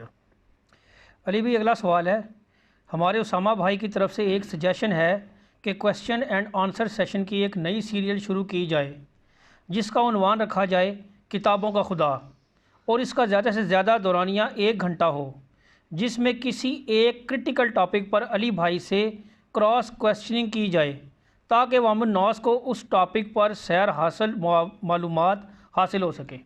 دیکھیں جی اس طرح کی کئی ایک کوششیں پہلے ہو چکی ہیں مختلف فارمیٹس کے اندر. یہ میرے جو مسئلہ نمبر ریکارڈ ہوئے ہیں, آپ کو نہیں پتہ کتنی میں نے محنت کی ہے, ہر چیز پیڈز کے اوپر لکھ کے. آج میں جب وہ ویڈیوز دیکھتا ہوں نا, میں کو مجھے دوبارہ ریکارڈ کرانے پڑے نا تو میرے کانوں سے دھواں نکلتا ہے, جتنا نالج اس میں جمع کیا تھا ہر اینگل سے. وہ ساری کتابیں پڑھ کے, سارے علماء کو سن کے, سب کے دلائل سامنے رکھ کے ایک ایک کر کے چیز ریکارڈ کی. اچھا, اس کے بعد کوسچن آنسر سیشن کا جو سلسلہ 1-to-1 کراس کوسچننگ کا شروع ہوا نا, یہ شروع کیا تھا علی احسن نقوی صاحب کی وجہ سے شروع ہوا, کیونکہ وہ ایک ایسے اینکر پرسن ہے جن کو کمپیریٹیو سٹڈی سارے مکاتب فکر کی ہے اور علماء سے ان کے رابطے ہیں. تو ان کے ساتھ میری جتنی 5-5 گھنٹے کی کئی ایک کوسچن آنسر سیشن ہے وہ سب فل بدی ہیں. لوگ سمجھتے ہیں شاید یہ کوئی مطلب پری پلان میں نے کوئی ان کو بتایا ہوتا ہے کہ یہ لینا ہے سوال آپ نے. وہ ہمارے مجلس کے سوال ہوتے ہیں, اور وہ اس میں یہ نہیں ہوتا کہ جی مجلس, آپ لوگوں کو تو پتہ ہے میں نے سوائے کوئی ایک آدھ کریٹیکل سوال ہو اس کے 2-4 پوائنٹس میں نے لکھے ہوتے ہیں, ادروائز میں فل بدی جو اس وقت اللہ تعالیٰ گائیڈ کرتا ہے اس حوالے سے کہ شرح صدر ہو جائے میں باتیں بیان کر دیتا ہوں. تو علی نقوی صاحب کے ساتھ تو جتنے سوال ہوئے ہیں وہ سارے کے سارے اسی طریقے سے تھے, چاہے وہ بول ٹی وی والا آپ دیکھ لیں, اور اس کے علاوہ کربلا کے اوپر 5 گھنٹے کی مجلس ہے 157A اور B, بول ٹی وی والی 178, مسئلہ 175A اور B, کتنے وہ سب 1-to-1 ہے. اس میں آلموسٹ سارے کریٹیکل ٹاپکس کور ہو چکے ہیں جو اس وقت پریزنٹ ورلڈ کے ہیں. اس کے بعد جب مجالس شروع ہوئی ہیں تو وہ ہم لوگوں کو پابند کرتے ہیں جو سوال لکھا ہے وہ آپ نے کرنا ہے کہ یہ سوال کسی کا آیا ہوا ہے. باقی جو آپ نے کراس کویسچننگ کرنی ہے, اللہ کے فضل سے میں جب سوال کے جواب میں بولتا ہوں تو میں 2 منٹ کا تو جواب نہیں دیتا. آپ نے جو کراس کویسچن کرنا تھا یا آپ کے دماغ میں بھی نہیں آیا, ویڈیو میں کسی نے کر لینا تھا, میں اپنے جواب میں پہلے اسے کور کر دیتا ہوں, اس لیے ضرورت نہیں پڑتی. تو یہ جو اسامہ بھائی کی سجیشن تھی یہ اپنی جگہ اس کو ہم آنر کرتے ہیں, ادروائز یہ ساری چیزیں آلریڈی ہو چکی ہیں. پھر بھی ہم کوشش کریں گے کہ دوبارہ سے ان ٹاپکس کو ڈیفرنٹ سٹائل کے اندر اگر لے کے آنا ہے تو میں تو تیار ہوں, کوئی ایک ٹاپک رکھ لیا جائے. ویسے تو ساری کے ساری ویڈیوز دیکھ کے آپ کے اندر سے ایک ہی آواز نکلے گی کہ واقعی یار مرنے سے پہلے اے مسلمان کر لے اس پہ غور, کتابوں کا خدا اور ہے بابوں کا خدا اور یہ مجلس نمبر 100 کتابوں کا خدا اور بابوں کا خدا, اس میں آلموسٹ 50 وہ سمجھ لیں 50 قسطیں تو ریکارڈ ہو چکی ہوئی ہیں نا, 50 ٹاپکس ہیں. اب تو نیا بھی عرض کر دیا اس میں جی, اسی کا ایک نیا ورژن آیا ہے. وہ ایک بزرگوں نے ہمارے بعد میں کہا تھا نا کہ جی اس کو کیا پتا بابا کیا ہوتا ہے, بابے کا ایک وکھرا جہاں ہوتا ہے, اس کا اپنے جہاں میں ایک جہاں ہوتا ہے. تو اسی سے ہی یعنی ایک چیز پک ہوئی کہ یار یہ جو ہم کہتے ہیں نا مرنے سے پہلے اے مسلمان کر لے اس پہ غور, کتابوں کا خدا اور ہے بابوں کا خدا اور. تو اسی قافیے کے اوپر ایک اور شعر بھی بن جاتا ہے اس اعتبار سے کہ کہنے کو تو دین سب کا اسلام ہے, لیکن صوفی بھی کہتے ہیں ہم اسلام کے ماننے والے ہیں, سلفی بھی کہتے ہیں ہم اسلام کے ماننے والے ہیں, سنی بھی کہتے ہیں, شیعہ بھی کہتے ہیں, اور آپ شور صاحب لے لیں بریلوی دیوبندی, اہل حدیث سب کے سب کہتے ہیں کہنے کو تو دین سب کا اسلام ہے، لیکن کتابوں کا جہاں اور ہے، بابوں کا جہاں اور، یہ کتابوں کا جہاں۔ تو بہرحال ان ساری چیزوں کی بعد آپ کے اندر سے آواز نکلتی ہے کہ نہ میں وہابی، نہ میں بابی، میں ہوں مسلم علمی کتابی۔ تو یہ سجیشن انشاءاللہ ہم اس کو اکوموڈیٹ کریں گے، اس میں ٹاپکس وغیرہ آپ چوز کر لیں تو آ جائیں، مجھے تو کوئی نہیں ہے، بلکہ یہ ہماری جو مجالس کی ریکارڈنگ کا سلسلہ تو 18 مارچ 2018 کو شروع ہے نا، تو بمشکل اس کو آپ سمجھ لیں 2 سال اور کچھ عرصہ ہی اوپر گزرا ہے نا، ہزاروں سوال ریکارڈ ہو چکے ہیں۔ اور 18 مارچ 2018 سے پہلے جو 10 سال تھے نا، ان 10 سال میں میں روزانہ 3-3 4-4 گھنٹے یہاں بولتا تھا، جن کی ریکارڈنگ ہی کوئی نہیں ہے، وہ ساری اس طرح ہی فل بدی تھی نا۔ تو فل بدی والا بھی شوق کسی نے پورا کرنا ہے، آ جائے کر لیں گے انشاءاللہ تعالیٰ، چونکہ ہمارا تو اب یہ چونکہ ٹیچنگ کی فیلڈ ہے، تو جواب میں اتنا ڈیٹیلڈ اسی لیے دیتا ہوں کہ اگر کوئی یہ کہے تو پھر یہ ہو جائے گا، تو پھر اس میں یہ بھی سوچے گا، تو میں یہ بھی پہلے بول دوں، جو آپ نے کراس کوشچن کرنا ہے وہ پہلے ہی کور کر دیتا ہوں۔ تو پھر علی نقوی صاحب کی طرح کسی کی صحیح تیاری ہو، کوئی اینکر ہو تو آ جائے جناب، بالکل آگے کریں انشاءاللہ تعالیٰ، ہم اس کو دیکھتے ہیں۔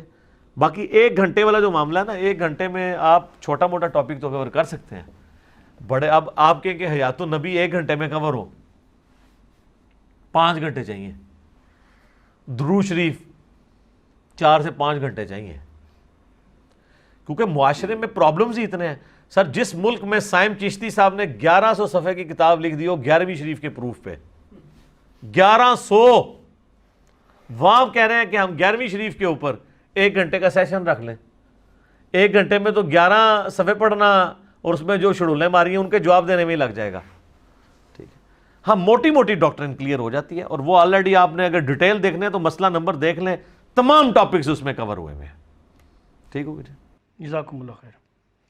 علی بھائی اگلا سوال ہے، مجھے آپ کے ذریعے عمر سیریز کا تعارف ہوا ہے، لیکن بڑی کوشش کے باوجود یوٹیوب پر اردو ڈبنگ والی عمر سیریز نہیں مل رہی، پلیز اس حوالے سے کچھ رہنمائی فرما دیں۔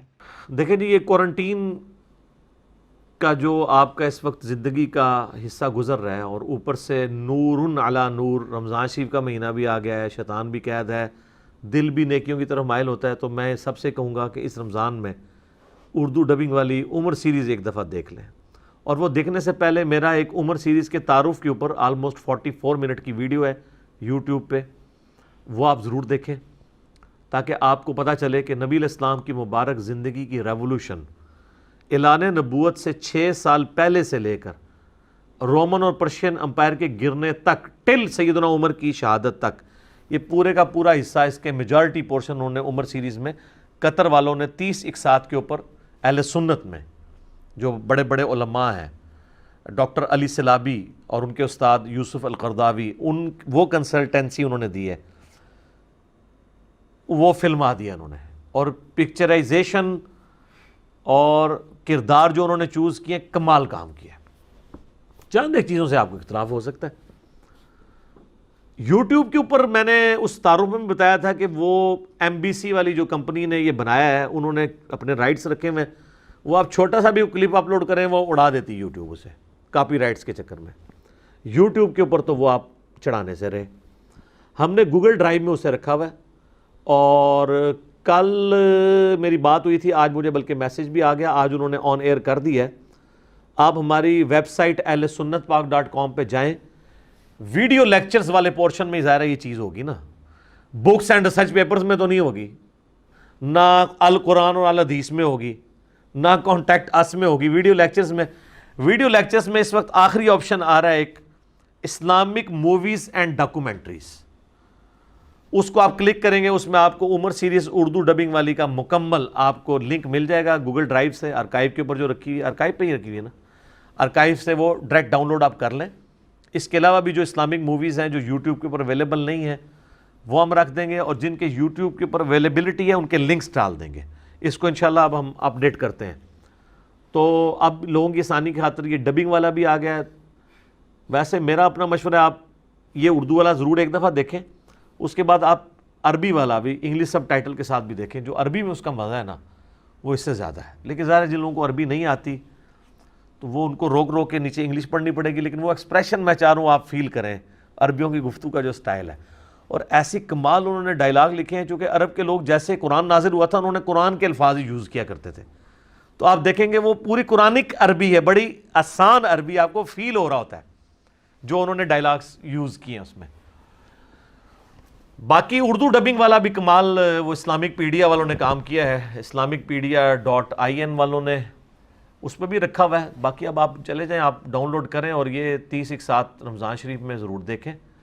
پورا دن فارغ ہیں تو ٹائم نکالیں, ایک یعنی قسط روزانہ کی دیکھیں تو 30-1 میں آپ کو پتہ چل جائے گا. اور یہ دیکھنے کے بعد آپ محلے کے مفتی صاحب یا علامہ صاحب کے پاس جا کے ان سے ذرا پوچھیے گا کہ اسلامک ہسٹری کیا ہے, تو آپ کو پتہ چل جائے گا کہ آپ کے پاس ان سے زیادہ نالج آ گیا. کیونکہ دیکھنے سے 50% چیزیں ریٹین ہو جاتی ہیں دماغ میں, سننے سے 15% ہوتی ہیں, اور پڑھنے سے صرف 5 سے 10%. وہ تو آپ کو اس ریولوشن میں لے جائے گا اور آپ کو پتہ چلے گا کہ صحابہ کرام نے کتنی قربانیوں سے یہ دین ہم تک پہنچایا ہے. یہ اس کے بغیر آپ احساس نہیں کر سکتے. عمر سیریز ضرور دیکھیں. آپ ہم نے لنک بھی ڈال دیا جی. پہلے وہ کہتے تھے وہ واٹس ایپ گروپس میں رابطہ کرتے ہیں, کبھی فیس بک پہ جانا پڑتا ہے, مصیبت پڑ جاتی ہے. آپ جناب آپ سیدھا ahlesunnatpak.com پہ جائیں, ویڈیو لیکچرز والے آخری پورشن ہے اس میں اسلامک موویز اینڈ ڈاکومنٹریز کو کلک کریں تو سامنے آ جائے گی عمر سیریز. ٹھیک ہو گیا جی, جزاکم اللہ خیر. علی بھائی آج کا آخری سوال ہے, رمضان المبارک 1441 ہجری کے آغاز میں 1 سے 2 دن باقی ہیں. پلیز اس حوالے سے کوئی ویڈیو لیکچرز ہوں تو ان کے نمبرز بتا دیں. شکریہ, مع السلام. وعلیکم السلام ورحمۃ اللہ وبرکاتہ. دیکھیں جی, میں نے 2017 کے اندر نا رمضان المبارک سے ریلیٹڈ 5 لیکچرز ریکارڈ کروا دیے تھے, نٹی گریٹیز تک. 40 سے زیادہ ٹاپکس میں نے کور کیے ہیں. اس کی پھر مزید جو فقہی احکام و مسائل تھے نا, آلموسٹ 1.5 گھنٹے کی 5 مجالس یہاں پہ ہوئی تھی لیکچرز. وہ مسئلہ نمبر ہی ہیں, مسئلہ number 53A B C D E. آپ ان کو یوٹیوب سے ڈاؤن لوڈ کریں. ان کے جو کلپس ہیں وہ ہمارے یعنی آفیشیل چینل پہ اپلوڈڈ ہیں. آپ لکھیں سحری اور افطاری کے احکام, افطاری کے ٹائم کا اختلاف, اعتکاف کا طریقہ, اچھا جی, اس کے علاوہ مسافر اور عورت کے روزے, روزوں کی قضاء اور کفارہ, اور ساتھ میرا نام انجینئر محمد علی مرزا لکھیں یا بول دیں تو وہ خود بخود کلپ کھل جائیں گے. ہمارے جو بھائی مسلم اونلی چینل چلا رہے ہیں ان کی میں نے ڈیوٹی لگائی ہے کہ وہ انہی ویڈیوز کو نئے تھم نیلز کے ساتھ اور حوالے ڈسپلے کرا دیں. ویسے تو مسئلہ نمبر میں جو کہ میں انٹرنیشنل نمبر حدیثوں کے بتائے ہوئے ہوتے ہیں بول کے, اسی وجہ سے مسئلہ نمبر لمبے ہیں. اب تو میں صرف بول دیتا ہوں, سائڈ پہ ڈسپلے ہو جاتے ہیں, تو وہ میرا آدھے گھنٹے کا کلپ جو ہے وہ 20 منٹ پہ یا 18 منٹ پہ آ جاتا ہے. یہ فائدہ ہوتا ہے نا. اور دوسرا مجھے وہ لکھ کے زبانی یاد نہیں کرنے پڑتے سوائے کریٹیکل نمبرز کے. تو اس میں چونکہ وہ پیڈز کے اوپر تیاری کر کے پورا ایک ایک چیز نوٹ کر کے, تو وہ ان کو تیاری کرنے میں بھی, وہ ڈسپلے کرانے میں مسئلہ نہیں ہوگا. پلس وہ کلپس جو ہیں جو آلریڈی اپلوڈڈ ہیں ہماری سائٹ کے اوپر, وہ ہمارے جو فیس بک کا چینل ہے انجینئر محمد علی مرزا, اس کے اوپر نا رمضان کے چڑھنے شروع ہو جائیں گے.